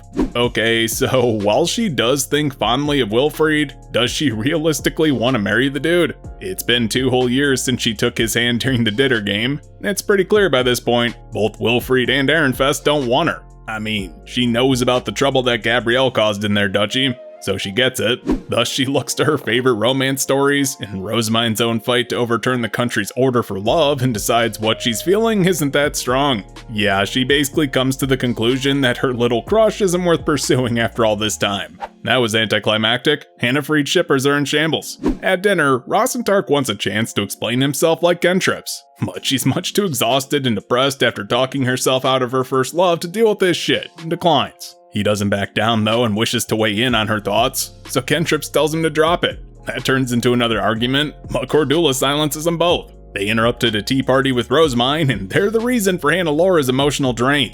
They need to give her some space. Rosentark wants to protest, but ultimately decides against it. Good call for once. Hannelore's too lost in thought to eat, until her attendant Andrea asks her a question. She wants to know how Clarissa's doing. Just from a career perspective, please skip her personal life. Like, has she made Dunkelfelger look bad or something?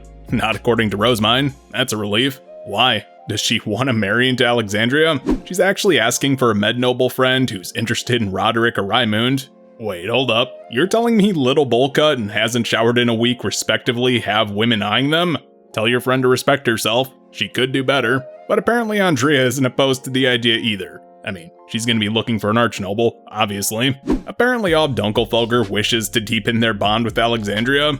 Makes sense, who doesn't? But this is because he wants to give Hannelore as many people inside to facilitate her friendship with Rosemine. Appreciate the thought there, but this basically seals her fate as being stuck in Dunkelfelger, right? That's when her scholar Leopold brings up her future tea party with Ehrenfest and asks her to put in a good word for another noble looking to marry in there. Hold up. She just concluded that her father had nothing to gain from Ehrenfest, but now they're asking about marriages there. So she gets clarification that yes, they are looking to deepen their bonds with Ehrenfest as well. Like, their priority right up there with Alexandria. In fact, her father's planning to hook Lungtaz up with Melchior. Now wait just a damn minute. If they want an Archduke candidate marrying in so bad, why the hell can't she do it? She's practically begging.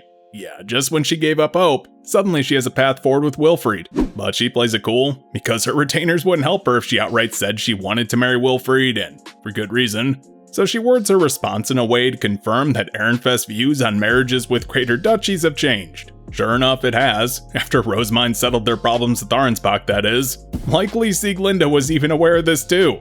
Great. But now, Hannelore is ready to make her move. So after dinner, she sips her tea and formulates a plan for a good old-fashioned Dunkelfelger proposal. Wilfried defended their nobles' quarter last spring, so she assumes he's a capable fighter. And hey, let's give her credit. From what she knows about Ehrenfest Archduke candidates, they're abnormally strong. Her examples are Rosemine and Ferdinand, by the way.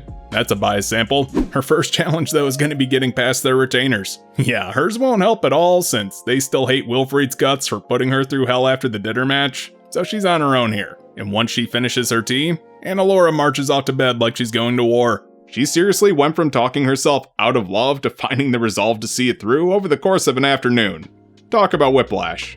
So the next day, Hannelore still gets escorted by her suitors because, despite their issues yesterday, it's still necessary to keep other would-be suitors at bay. But Rosentark eventually works up the nerve to ask Hannelore if she'd like to go to the gazebo's next Earth Day for some flower viewing, while her retainers and cantrips scold him for the bold move. The suggestion does spark an idea in Hannelore. Since the gazebo of time is too small for Archduke candidates' retainers to all fit in, it's one of the few places on campus they can get a modicum of privacy.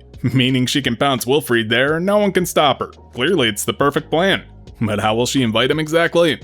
Yeah, that's the problem. It's already a well-known hookup spot for high-ranking nobles. Obviously it's gonna set some red flags if she invites him, so she brushes off Rosentark by saying they can talk about this later, giving him an equal chance like cantrips, I guess. But with a plan of action in place, Hannelore's spirits are high. First, she just needs to hear from Wilfried directly if Ehrenfest has changed positions on brides from greater duchies, and her best chance to do that is in the very classroom they're headed to. So she snags Wilfried before Anastasius shows up, and turns out it's likely to be a long conversation. He suggests waiting until after class to do it, which Hannelore is down for. Ortwin shows up about then, and Hannelore greets him quickly before moving on to her seat. That seems pretty rude, but her father's already decided her suitor, so she doesn't need to entertain his proposal anymore, which is fucking rich considering what she's trying to do.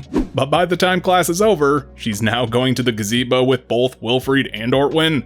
Okay, how did this arrangement come about? Well, since she and Wilfried have business, he thought a third party would keep it proper as far as noble standards go. Yeah, just seeing the look on Cordula's face, Hannelore already knows she's gonna get an earful when she gets back to the dorm. But Kentrips interjects, saying as one of her suitors, he should get to tag along as well. Yeah, if they can't accommodate that, they need to reschedule because, look, it's over halfway through this book already. The answer is always about maintaining Hannelore's public image so rumors don't start. And since Wilfried and Ortwin aren't out to start any scandals, Kentrips tags along too.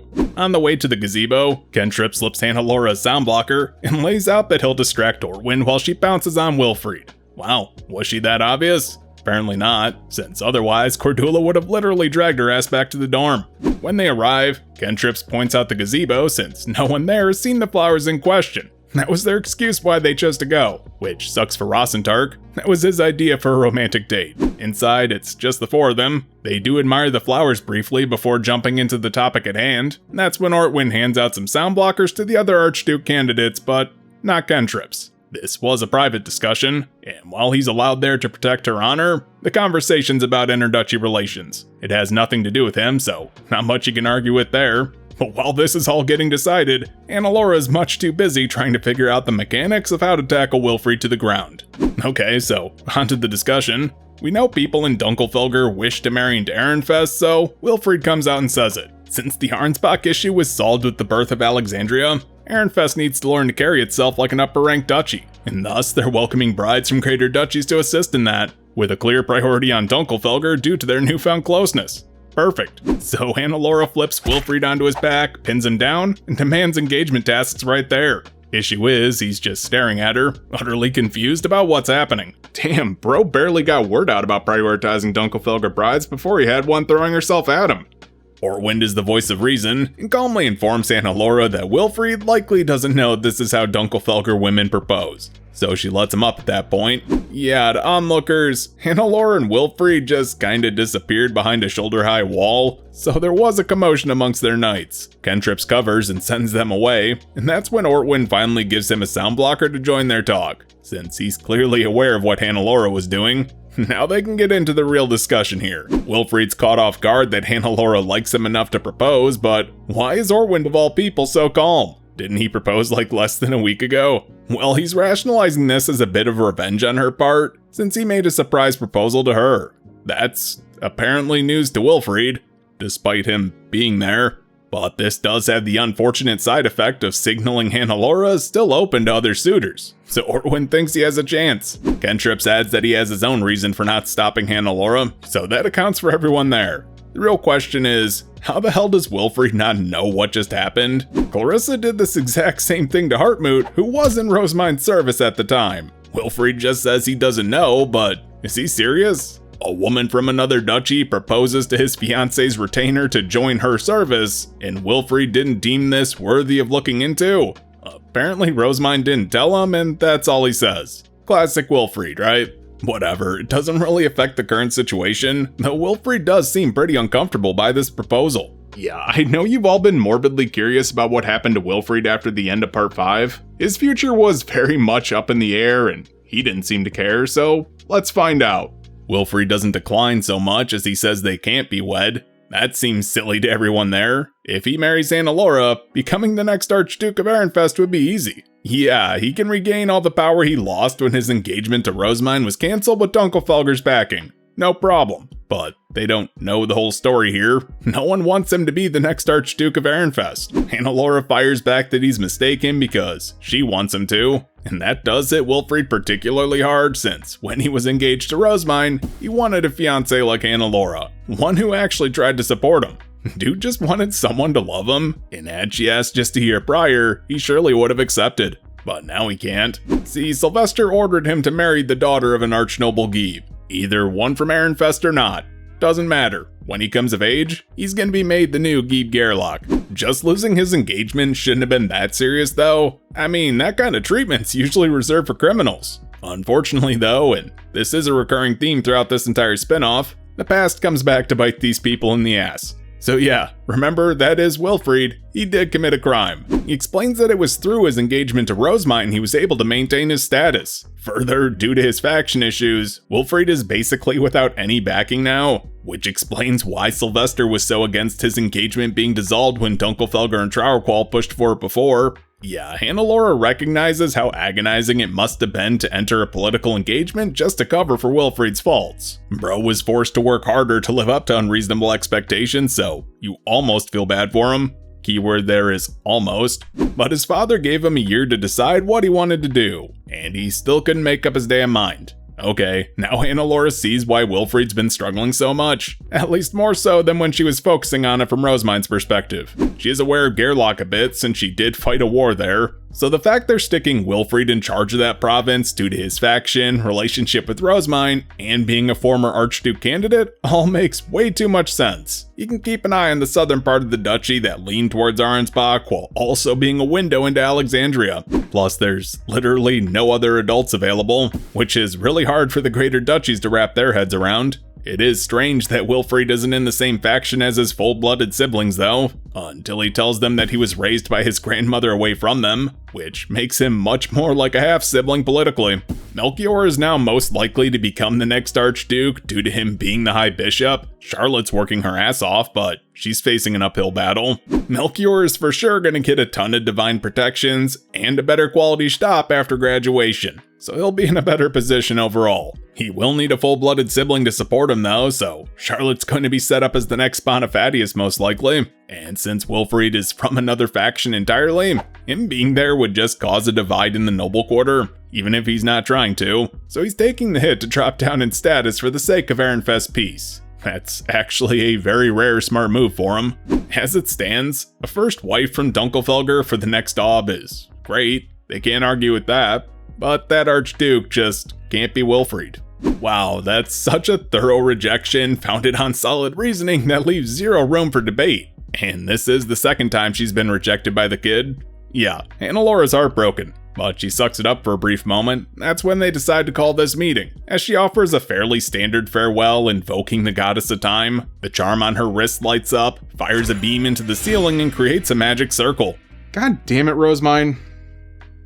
I know, force of habit. Recovering from that flashbang, Hannelore finds herself in a white void with a woman wearing a yellow veil. Apparently she summoned her with that farewell, and based on the spiritual pressure she's exuding, this is Drigarnur, the goddess of time.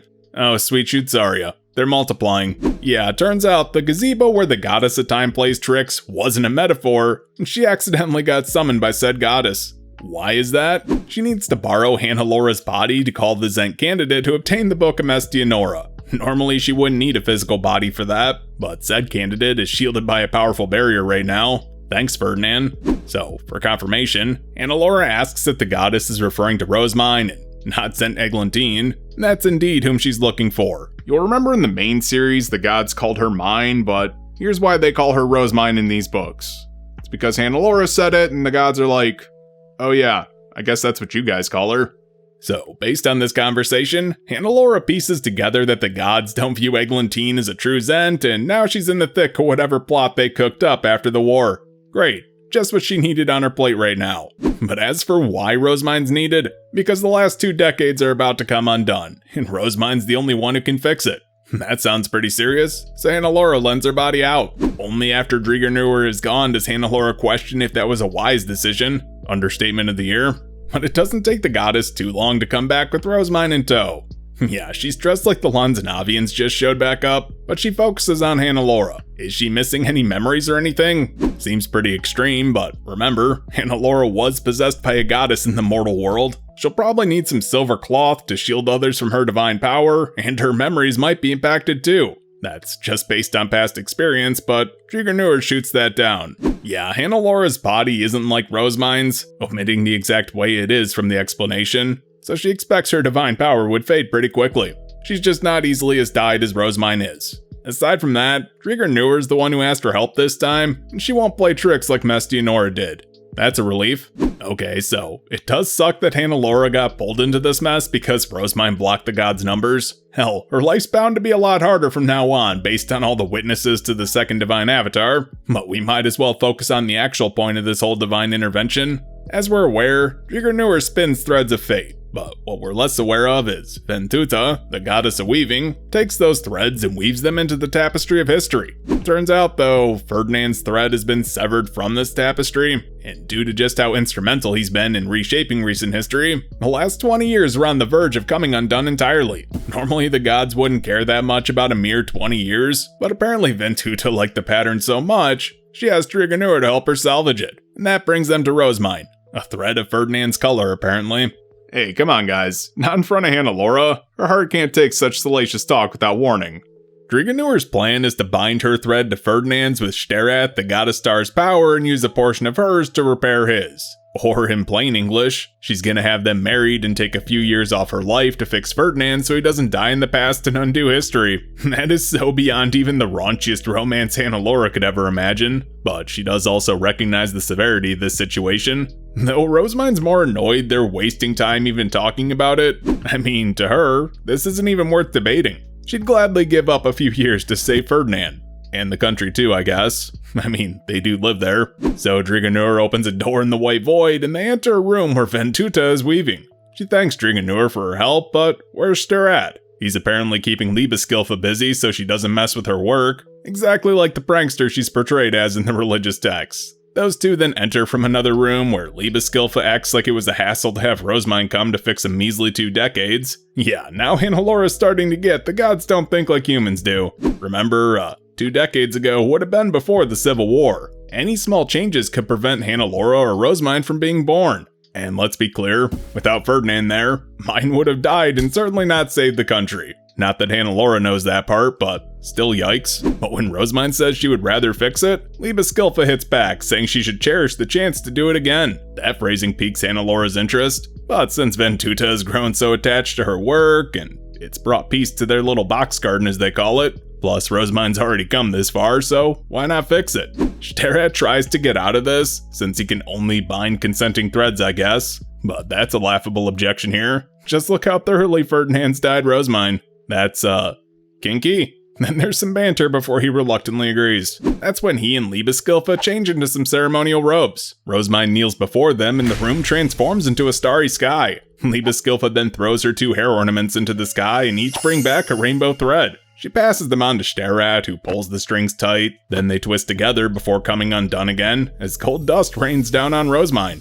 Okay, so we've seen a pretty impressive starbind, but let's face it, that was an actual true one right there. Rosemine and Ferdinand are actually married by the gods now.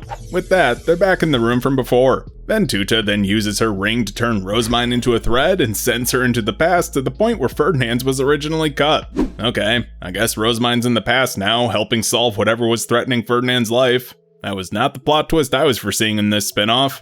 As for Hannelore, who's been standing there dumbfounded this whole time, Driganur thanks her for her assistance and offers to grant her a single wish. She hesitates for a moment before realizing this is her chance, so she asks if she can enter the tapestry as well. I mean, the main issue is that Hannelore's physical body is still in the mortal realm, where Rosemine actually had hers with her. The best she can do in this situation is send Hannelore into her past body, which actually works for what she wants. She's not looking to make a big change here, just a year back for personal reasons. And before Driganur can say yes or no, Libeskilfa throws her support behind her and shoves her into the past with little ceremony. Finding yourself in the Goddess of Binding's good graces sounds like you'll be stuck in a perpetual rom-com with no resolution. No thanks. As Hannelore tumbles through time, Driganur rushes to give her the rules for time travel. She's got until Rosemine finishes fixing Ferdinand's thread. She can't interfere with said fixing, and she obviously can't share any information about the future. Makes sense. If someone starts to suspect she's from the future though, she's gonna get yanked out and Driganur is wiping everyone's memory to reset the timeline. Works for her since she's just trying to confess to Wilfried earlier this time. And with that, Hannelore wakes up in her dorm wearing the winter sleepwear from her 4th year. The real question is, how far along in her 4th year is she though? Well, only one way to find out. At the training grounds, she's met with some harsh remarks from her fellow students, reminding her about the issues she had last year. This is where we see firsthand just how poor the treatment actually was. Her fellow students and, more importantly, her brother's retainers ostracized her. Yeah, it's less that they lost a dinner match, and more that Hannelore betrayed them for no real gain. Had she secured an engagement with Wilfried, everyone would have praised her for using her brother's schemes to her own ends. Instead, she was constantly compared to Rosemine and deemed a failure of an Archduke candidate. So, things weren't great, especially with this being her first year leading the dorm alone. All the work that Lestalot did now fell to her, but there wasn't any handoff to help. Plus, everyone's being uncooperative on top of that. Not much reason to hang around the dorm then. Hannelore plans on wasting no time in confessing to Wilfried and getting out of the past as soon as possible. But the question is, can she even leave when she finishes her business here? She tries touching her charm and reaching out to the goddess, but there's no response. Likely she'll be stuck in the past until Rosemine's done then. At breakfast, it's much quieter without Raufrig there. Rosentark greets her, but that's about it. Kentrips keeps eyeing her too, like there's something he wants to say, but otherwise keeps his distance. Yeah, it feels pretty strange, but there's zero reason for them to be as close to her as they are in the present, owing to the fact they're not her suitors yet. So she asks Kentrips what's on his mind, and it's about the Med Noble dedication ritual. She remembers this from her first go around and asks him for the participation list, but that kinda weirds him out. Why? Because she didn't ask her scholar for it, which originally Luitpold didn't have prepared and got them both scolded. So the fact she knows that Kentrips already has the list raises a bit of a red flag, but she brushes it off, saying she talked to her brother. After getting the list to Luitpold to make copies for the other duchies, she notices Kentrips seems to have bought her excuse and went back to his meal. Close call, and that was just the first hurdle. Can she actually make this work? Well, now she knows exactly when she is, so she tells Cordula to schedule a tea party with Ehrenfest to discuss the dedication ritual before Klausenberg can to stay ahead of him. But Cordula wants her to wait until Rosemine recovers from her sudden illness. Reminder, that was the cover story when she disappeared after the Archnoble dedication ritual, but Hannelore claps back that they don't actually need her there. We find out that Cordula is pretty adamant that Hannelore rely on Rosemine. Reason being, she's improved her lady's image among Dunkelfelger's leadership by including her in the Archduke Conference. Though, not with Lestalot and the Apprentice Knights apparently. But let's be real, they're trying to keep her away from Wilfried. Okay, but why do her retainers hate Wilfried so much? Well, that too is pretty obvious if you think about it, but explained in plain terms, he agreed to the bride-stealing dinner match but still refused her hand. He directly led to her damaged reputation and the harsh treatment she's dealing with.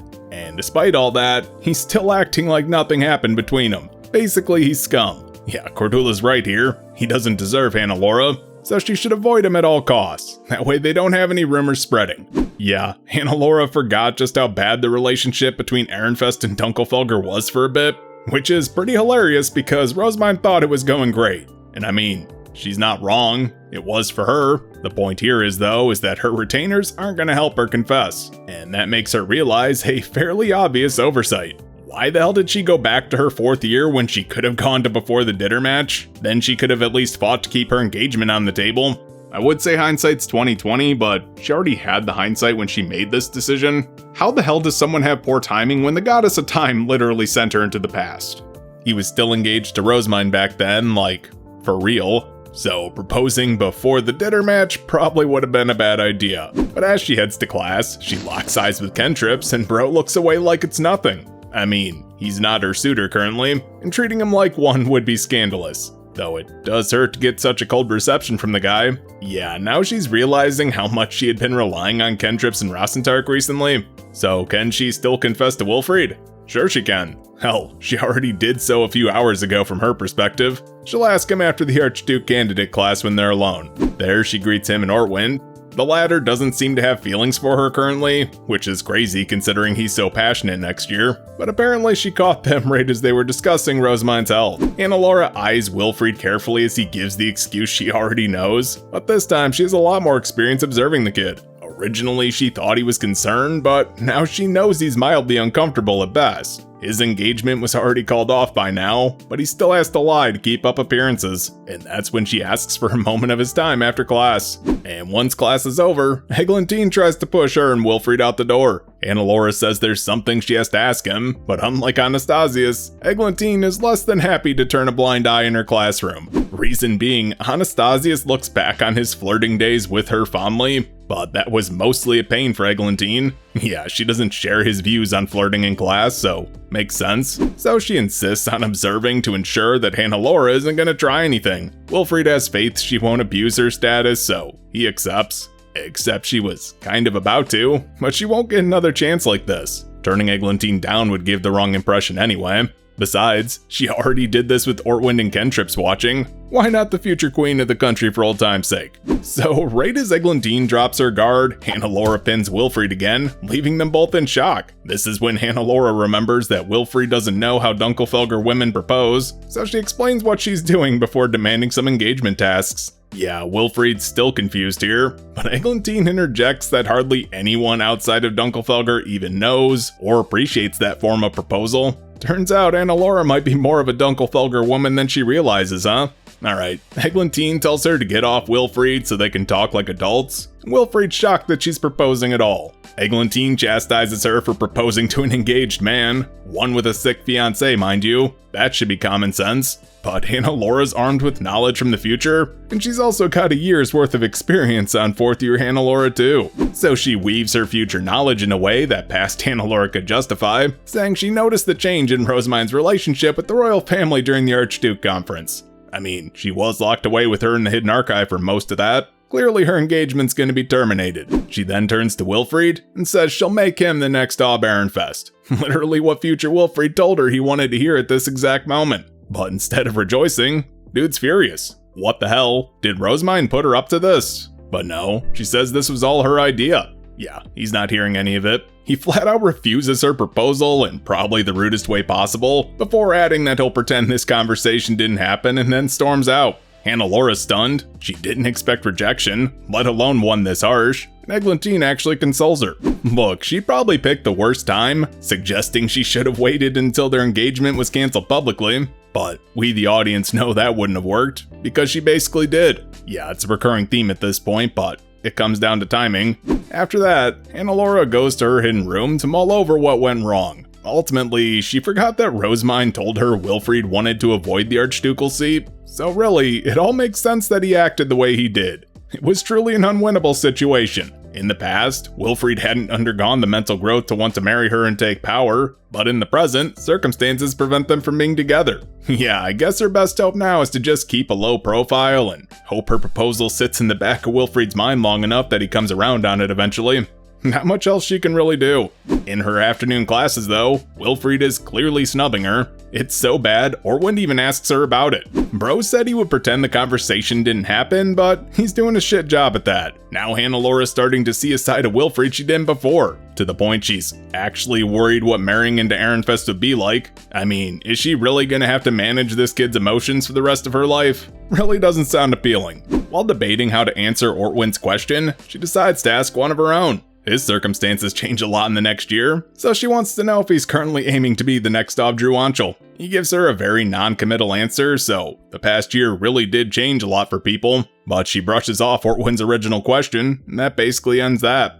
In the next class she has with Wilfried, he's still acting the same way. Okay, this is becoming an issue since the relationship between their duchy students is already pretty tenuous. If he keeps publicly snubbing someone of a higher rank than him, it'll look bad on them both. And that's not even mentioning how Dunkelfelger would use that to cause trouble for Ehrenfest. So Hannelore knows she needs to chastise him for his behavior, but that's pretty hard to do when he's avoiding her so blatantly.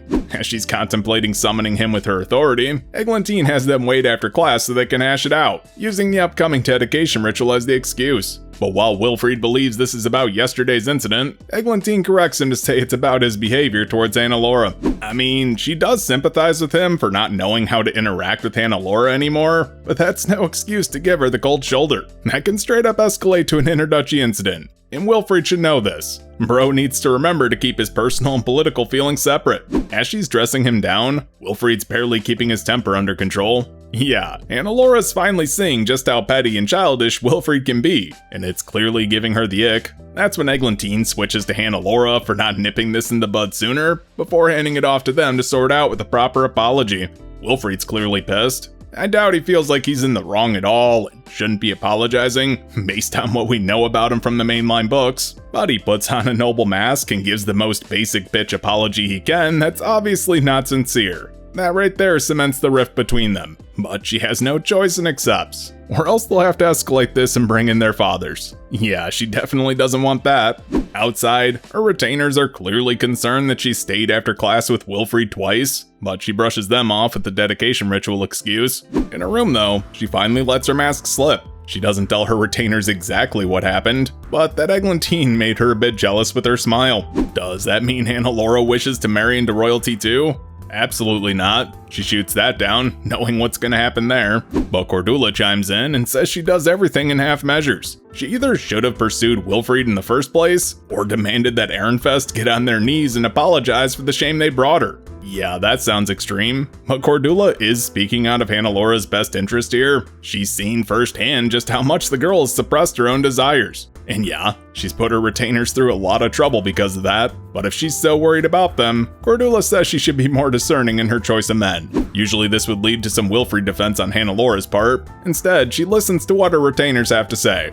Yeah, it's about damn time. So what do they mean exactly when they say Wilfried lacks honesty? I mean, as a reader myself, that's one of the kid's only traits. But from their perspective, it's simple. He signed the damn contract. You gotta think about it this way. It not being on the right paper was just a technicality. Yeah, that voided the contract, but the terms were still discussed and agreed upon. If he didn't want Hannelore's hand in marriage, he wouldn't have signed it in the first place. Further, he was the one who was supposed to lead his duchy into battle, not Rosemine, or let his father renegotiate the terms afterwards. Whether Ehrenfest won or lost, Wilfried would have tried to weasel out of the consequences using Lestalot's oversight. Is that any way for a future Archduke to do business? Hell no. And that's ignoring his entire reason for entering the Ditter match in the first place was to protect Rosemine, not marry Hannelore. Just remember back to the contract negotiations. Rosemine's the one who said she would make sure Hannelore was happy in Ehrenfest, not Wilfried. Yeah, suddenly Hannelore is realizing just how foolish defending Wilfried made her look.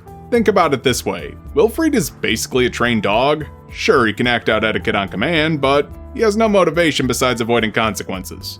Hannelore is seeing this all clearly for the first time. I mean, she's already secured a future she's proud of. Sure, one without Wilfried, but she's not giving it up. While it was short-sighted for her to be crushing on him for so long, she does still treasure her friendships with Rosemine and Wilfried respectively. So she'd like her retainers to respect that too. Cordula then says that they'll protect what's important to her, and finally the rift between her and her retainers is healed after so long. Yeah, basically Hannelore is done with the past at this point. She's ready to take what she's learned back to the present and face the challenges still waiting for her there. That's when she remembers the goddess's warning, and has the brilliant idea to tell Cordula some future info that might get her pulled back to the present, only to get interrupted by Hyaliza. Turns out the archnobles stripped the gathering spot, leaving the med nobles without any materials to brew rejuvenation potions before the dedication ritual.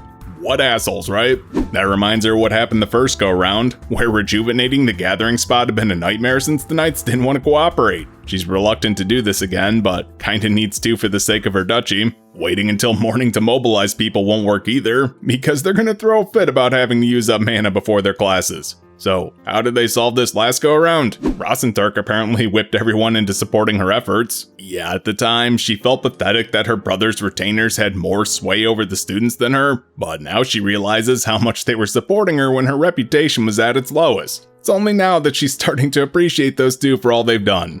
At dinner, she makes the announcement, and clearly people aren't happy. Kentrips and Rosentark are giving her looks that she mistook for chastising her for her lack of gravitas at the time, but now recognizes it's out of concern. Rosentark speaks up as he did in the original timeline, but where she was silent and validated their insubordination before, she now knows better, having led knights into war. So she stares down the people talking back and flat out pulls rank. To emphasize her point, she creates a spear and slams the butt of it against the ground, saying as long as she's an Archduke candidate of Dunkelfelger, they will obey her orders. And that actually gets them moving. Her retainers are stunned at that stunt, and she thanks Rosentark for his assistance before heading up to her chambers to prepare.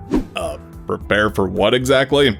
Well, she remembers that they were attacked after they finished the ritual, so she had taken the non-combatants back to the dorm, but the knights who stayed behind got pretty battered in the fight.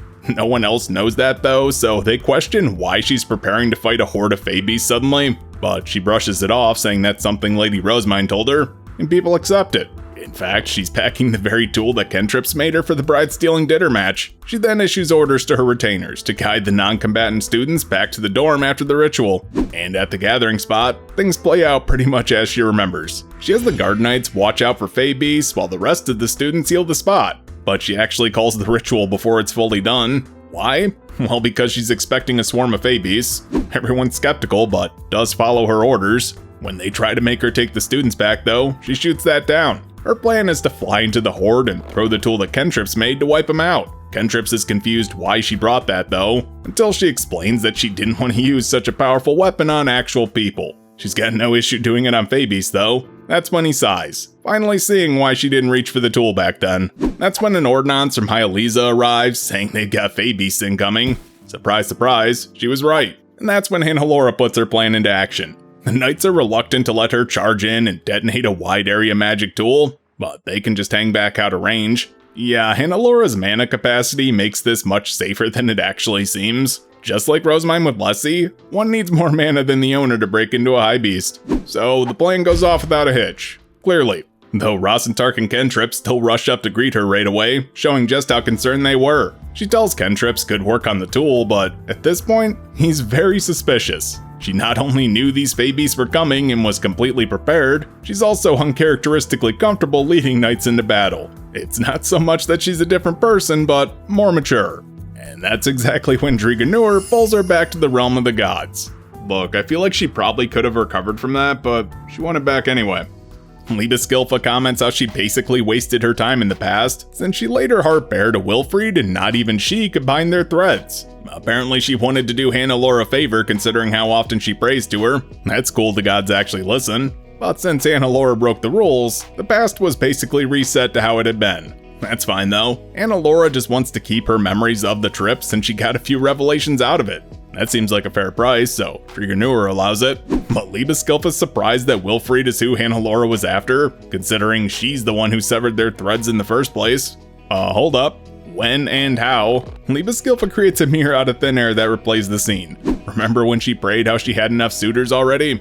Funny how she then went and proposed to Wilfried shortly after that. Yeah, what the goddess of binding took from that prayer was that Hannelore was literally done with choices. So she made it so her thread couldn't be bound to anyone but her current candidates. Hannelore's timing is truly the worst, huh?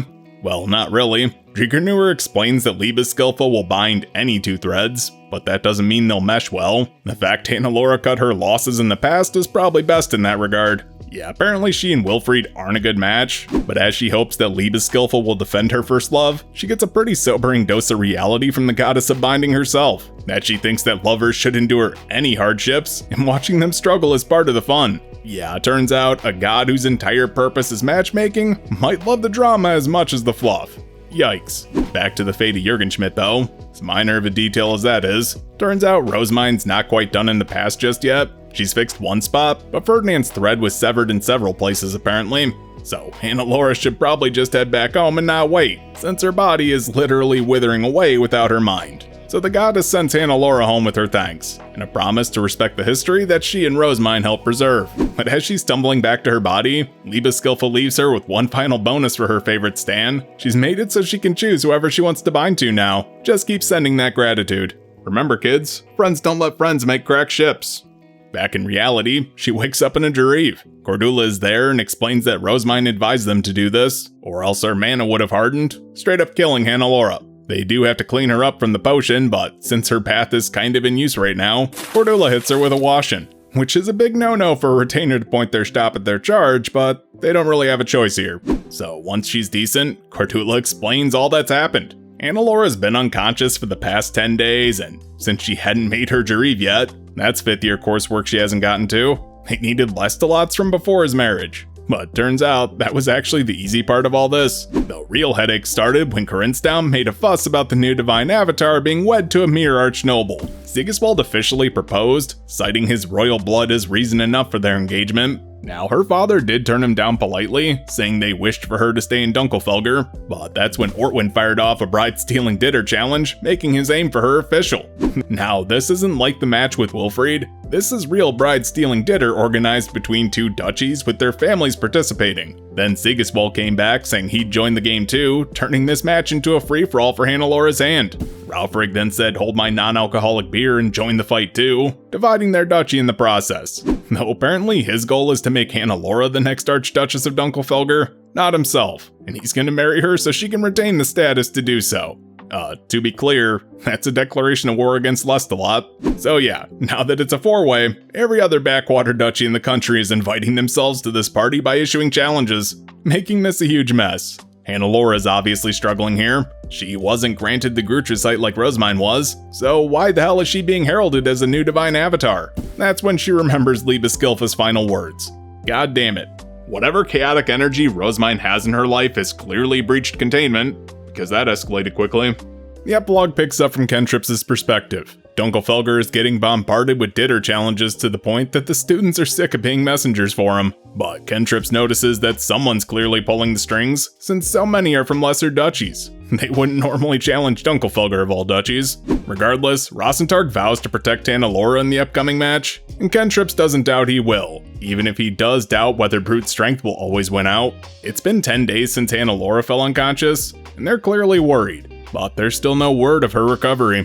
Kentrips remembers her possession by Drigernur. As Wilfried was rejecting her proposal, he reflects on just how cruel he is for pushing her into this situation. He already knew her love wouldn't be reciprocated. The reason he did it though was so she would find closure. That's why he was helping her despite his own feelings. As Hannelore brought their meeting to a close with a prayer, Drigernur descended and levitated Hannelore's body off the ground. When Kentrips reached out though, she repelled his hand and told him to leave. That's when he realized this isn't Hannelore. She was enveloped in yellow mana, and even her eyes changed color too. Plus, Kentrips remarks, but doesn't draw this particular comparison. She had the same divine presence Mestinora had that compels mortals to kneel. And with a wave of her hand, she expelled everyone else from the gazebo.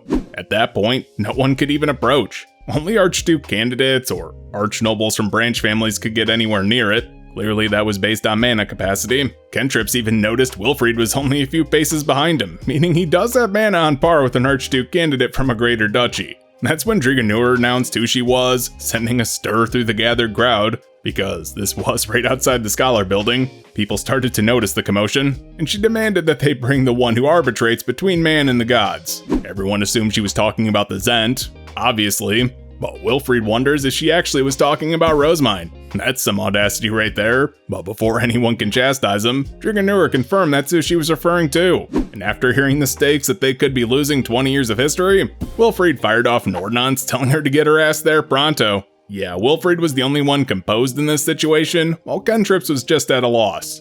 I mean, what could he even do? Hell, all he can think about is just how much this'll trouble Hannelore, as she's gonna be heralded as the next divine avatar after Rosemine. Duchies are going to fight over her even more now.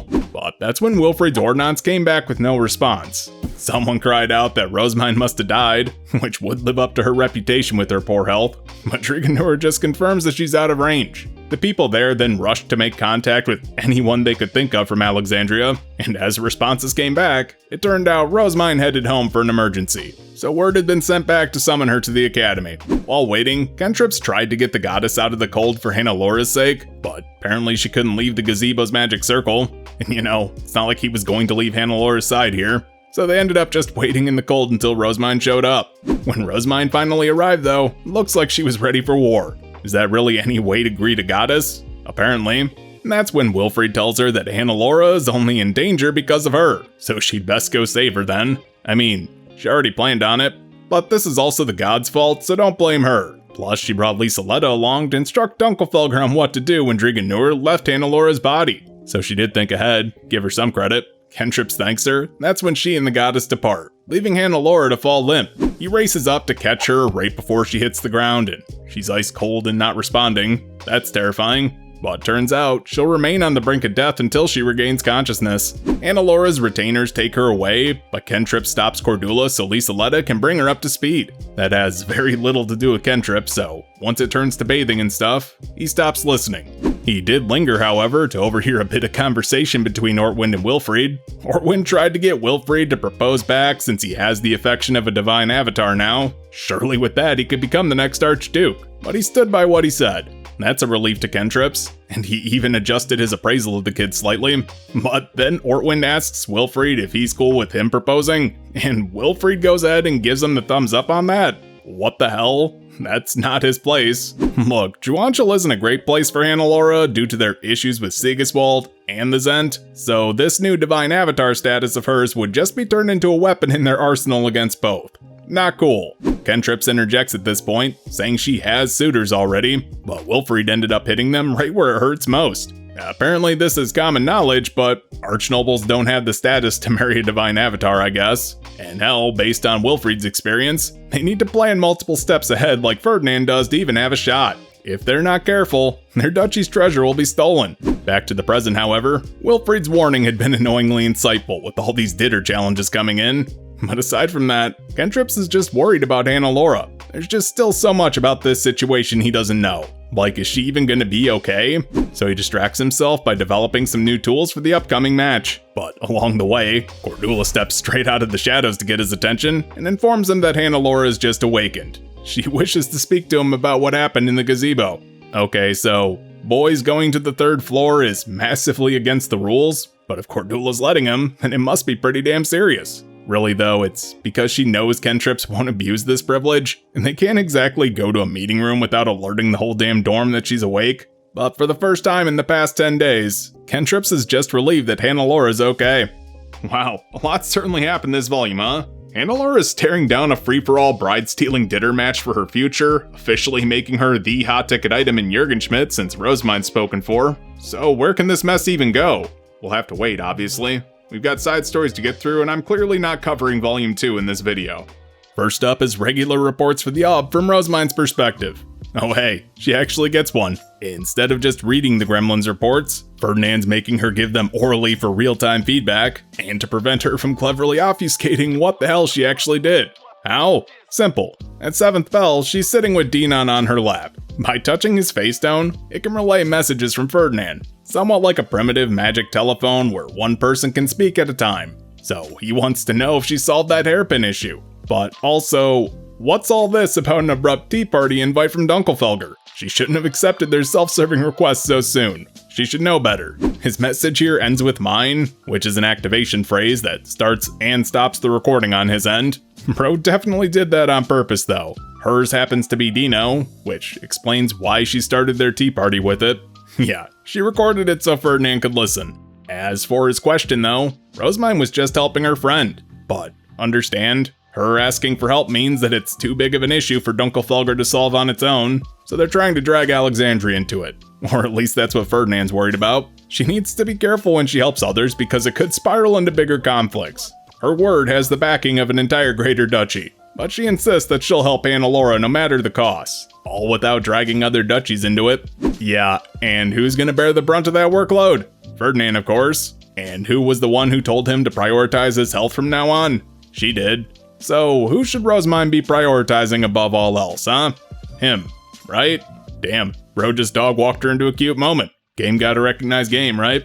With that, Ferdinand gives her the okay to at least hear Hannelore out and record the conversation so he can listen to it later. That pleases her. She tells Lieseletta that he gave the green light, but Lieseletta's on the same page as Ferdinand. Cleaning up her messes is easier when they're all aware. But just to be clear, she won't be making a mess in the first place. At least, she hopes not. At the end of the report, Ferdinand wishes her good night, and due to the nature of this duel, ends with a very sweet mine that's both comforting and embarrassing to her, so she wishes him good night too, while silently planning to call him Dino the next time they sneak into the lower city.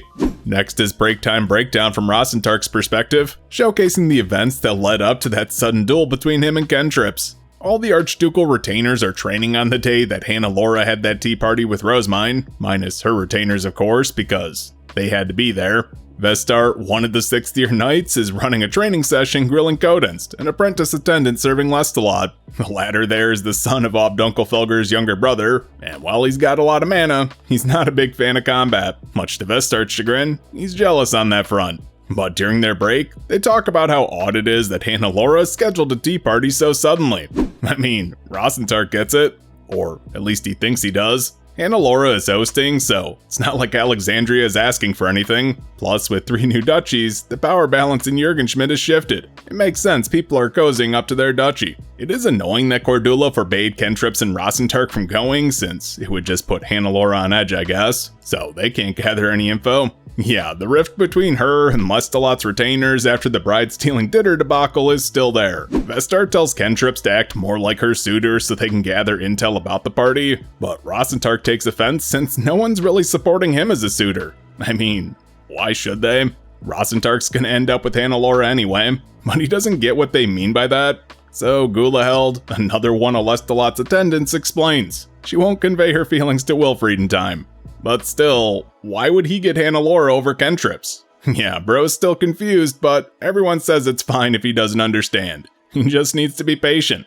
But hell no, he's planning to win Hannelore over with his amazing courting skills. That's worked out well so far. Everyone teases him about falling in love with Hannelore at first sight, but Rosentark explains that was actually Kentrips. We finally get some backstory on the two brothers. Apparently, even unbaptized children of the Archducal branch families go to seasonal gatherings at the castle to help the Archduke's kids socialize, and also build connections with their generation too. Probably a good practice all around.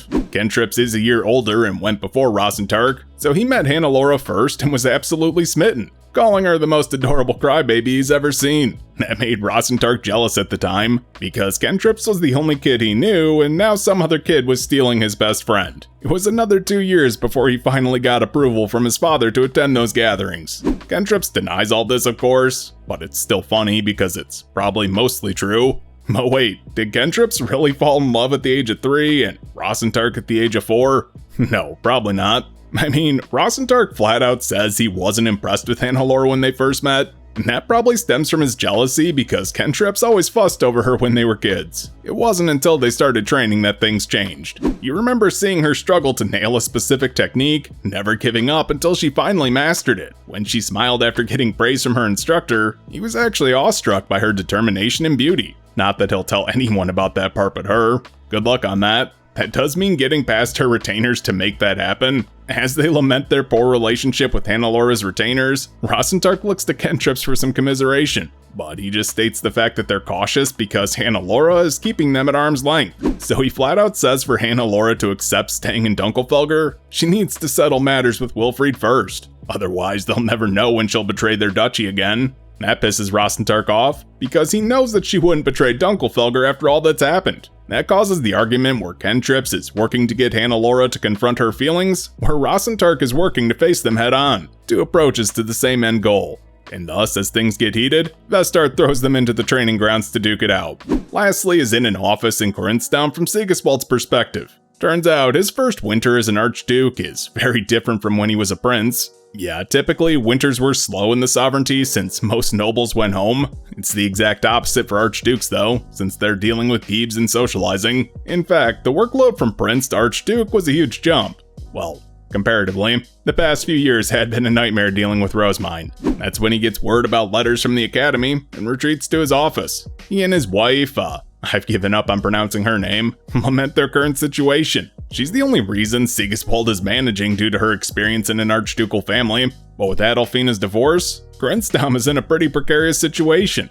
While their land has more mana than Trauerqualls, his father at least has 3 wives to spread the workload, Sigiswald just lacks support. Plus, it's painfully clear from Adolfina's side story that Sigiswald's now only wife never really expected to work. So she's the one pushing him to scheme his way into a new marriage as soon as possible. Anyway, he bitches about how he was almost Zent, had Ferdinand not added that name-swearing condition at the last second, but now Eglantine is Zent, and he has no support. But it's clear that Hannelore is his ideal choice for a first wife at the moment, and if that doesn't work out, Joncien or one of Adolfina's half-sisters gets floated too. Not that those are likely to happen, since time is kind of the essence, so maybe they should focus on getting a third wife for now, huh?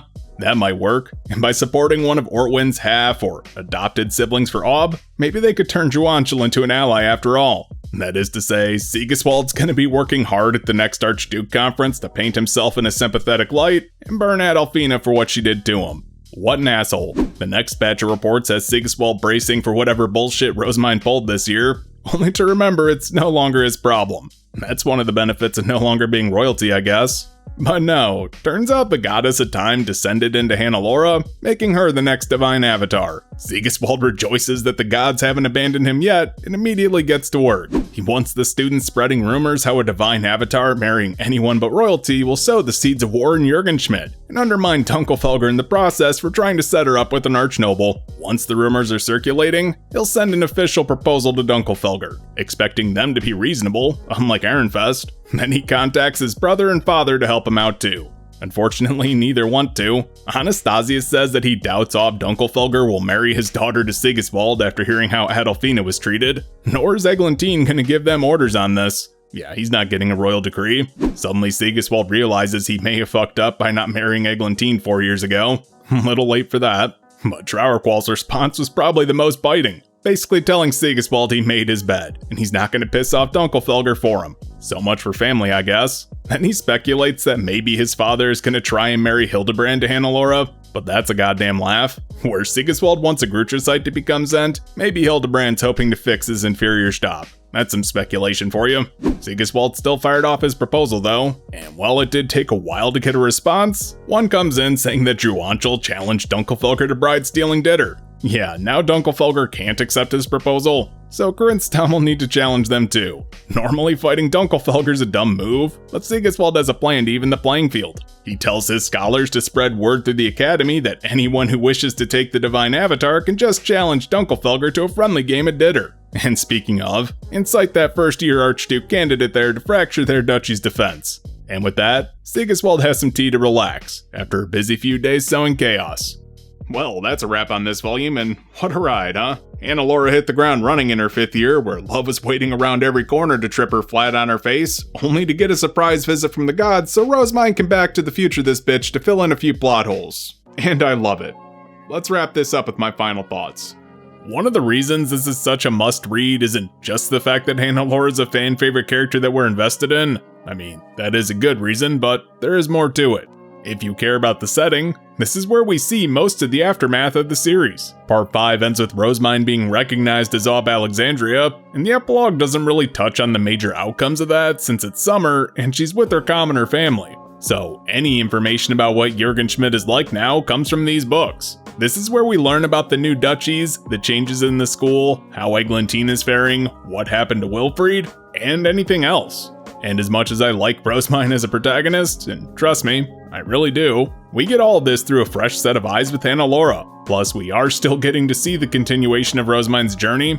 Yeah, it's definitely an important follow-up, even if it is a spin-off. Hannelore is such a weird change of pace from Rosemine, while also not being one at all. Like, it's refreshing to see how much she actively thinks about politics and why people do stuff, but at the same time, she's incredibly socially clumsy. We did see this in the main books, though it's mostly played as her just sitting silently in a daze because Rosemine's being an absolute chaos gremlin. But without her best friend there, we get more of how Hannelore is a train wreck herself. Yeah, she doesn't make huge political mistakes, but now that she's the center of everyone's romantic polygon, her flaws are on full display. She's stubborn, tense about personal matters, and quickly jumps to conclusions. That last one she tends to share with Rosemine, which makes her pretty similar at times. In fact, you can really feel the similarities between them when Hannelore asks Cordula if she's oblivious to the feelings of her suitors. Because, you know, Rosamind's also oblivious to the feelings of men.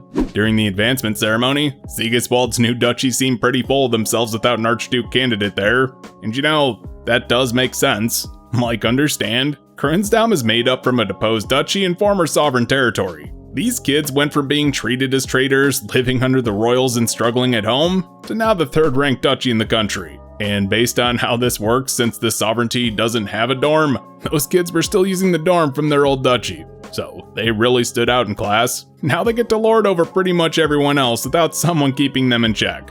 Not that Sigiswald or any of his crotch spawn would do that if they were there. Though it is interesting how they acted in their introduction, seeing the way the students report every little thing back home. And in the side story, Sigiswald must have really won the people over in his new home. He's not used to this sort of work, but to have this much cooperation when over half of his land is from old Trostwerk is pretty impressive. I talk shit about him, and let's face it, it's 100% deserved. But I do have to hand it to the guy. He's slotting himself in as a pretty formidable antagonist in Hannelore's story. So props for that. There was a point made about how Rosamind won't participate in the dedication whirl, and I do want to talk about that because it's a flavorful conversation treated as quirky. Her perspective is so different compared to Hannelore's on this, but we spent so much time with Rosamind, we know that line about her finishing her dedication is both true and not entirely the point. Like, there's rarely a single reason for anything she does in this story, aside from her having already finished her dedication to the gods at the transference ceremony and the chance she could get abducted by them once more. I think a more pertinent reason for why Ferdinand wants her away from the stage is found in volume 11.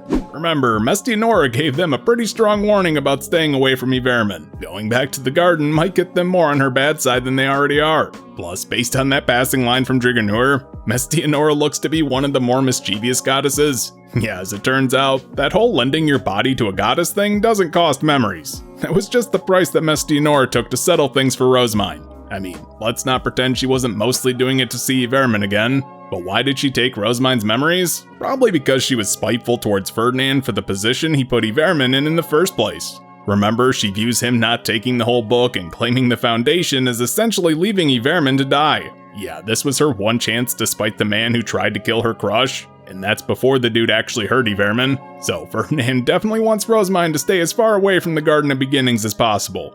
I like how Hannelore's trip to the past really changed her perspective. I mean, it's not sudden. She was already made aware of these things in the present. But now having a chance to relive the past with her current understanding of events, she sees how Rosentark and Kentrips feel about her. Moments she misread as them being condescending suddenly get reframed as sympathetic or looking for opportunities to help her. It fits with Hannelore's development in this spin-off. It's all about her maturing mentally at a pretty sensitive age. Though I think the most relatable moment was when she realized just how bad her rose-tinted glasses around Wilfried were. Even in her 5th year, she was still convinced he was this considerate gentleman. And like, yeah, Wilfried can be considerate. He's not a bad person at heart. Misguided and naive?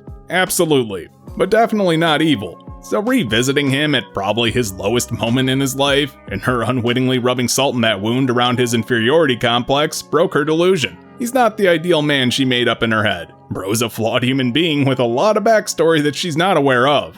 Though damn, even in a spin-off, Wilfried still can't get a happy ending. I almost feel bad for him. I don't know what it is about the gods in this series, but I absolutely love every time they're involved in the story. In the main books, we just got Mestianora and Yverman, the former being incredibly antagonistic to our cast, so seeing gods who are neutral or actively like the humans they're interacting with fleshes out their dynamic in the world. I really like how this still reinforces the theme that the gods operate on a completely different perspective than humans. They're only willing to save the past 2 decades on a whim as a favor to another god, and not because it would benefit them directly. Hell, leave a Skilfa commenting about how she'll make anyone fall in love, even if it ends in misery because it's interesting, adds so much more depth to her as a character. She's not some whimsical, hopeless romantic, she's a straight-up drama fiend, and Hannelore's reaction as she realizes the gods can be callous when doing their jobs makes that hit harder, for both her and us. Overall, this is a good entry to the series, and really sets the stage for the books to come. This was a relatively short volume that packed in a ton of information about how the country's changed, as well as different perspectives. Not that you would know that based on my video length. But as for what awaits Rosamind, and probably more importantly Hannelore, the country's devolved into a ditter frenzy, Her status has skyrocketed, she has to unify Dunkelfelger and Jürgenschmidt, all while hoping that Rosemine doesn't screw up in the past, letting history literally unravel. So yeah, no pressure there. But we'll find out how Hannelore's dating sim-esque romance plays out next volume. For now though, you've made it to the end of the video. Don't forget to like, comment, subscribe, share, and do all the other YouTube stuff to help the channel grow. You can also join my Discord with a link down in the description. And if you really want to support me, you can head on over to my Patreon or check out my channel memberships. And speaking of supporters, I'd like to give a special thanks to JMonth33A, Pokeflute, Robin DBL, Tristan, and Vonstrom for their continued support. Thanks for watching.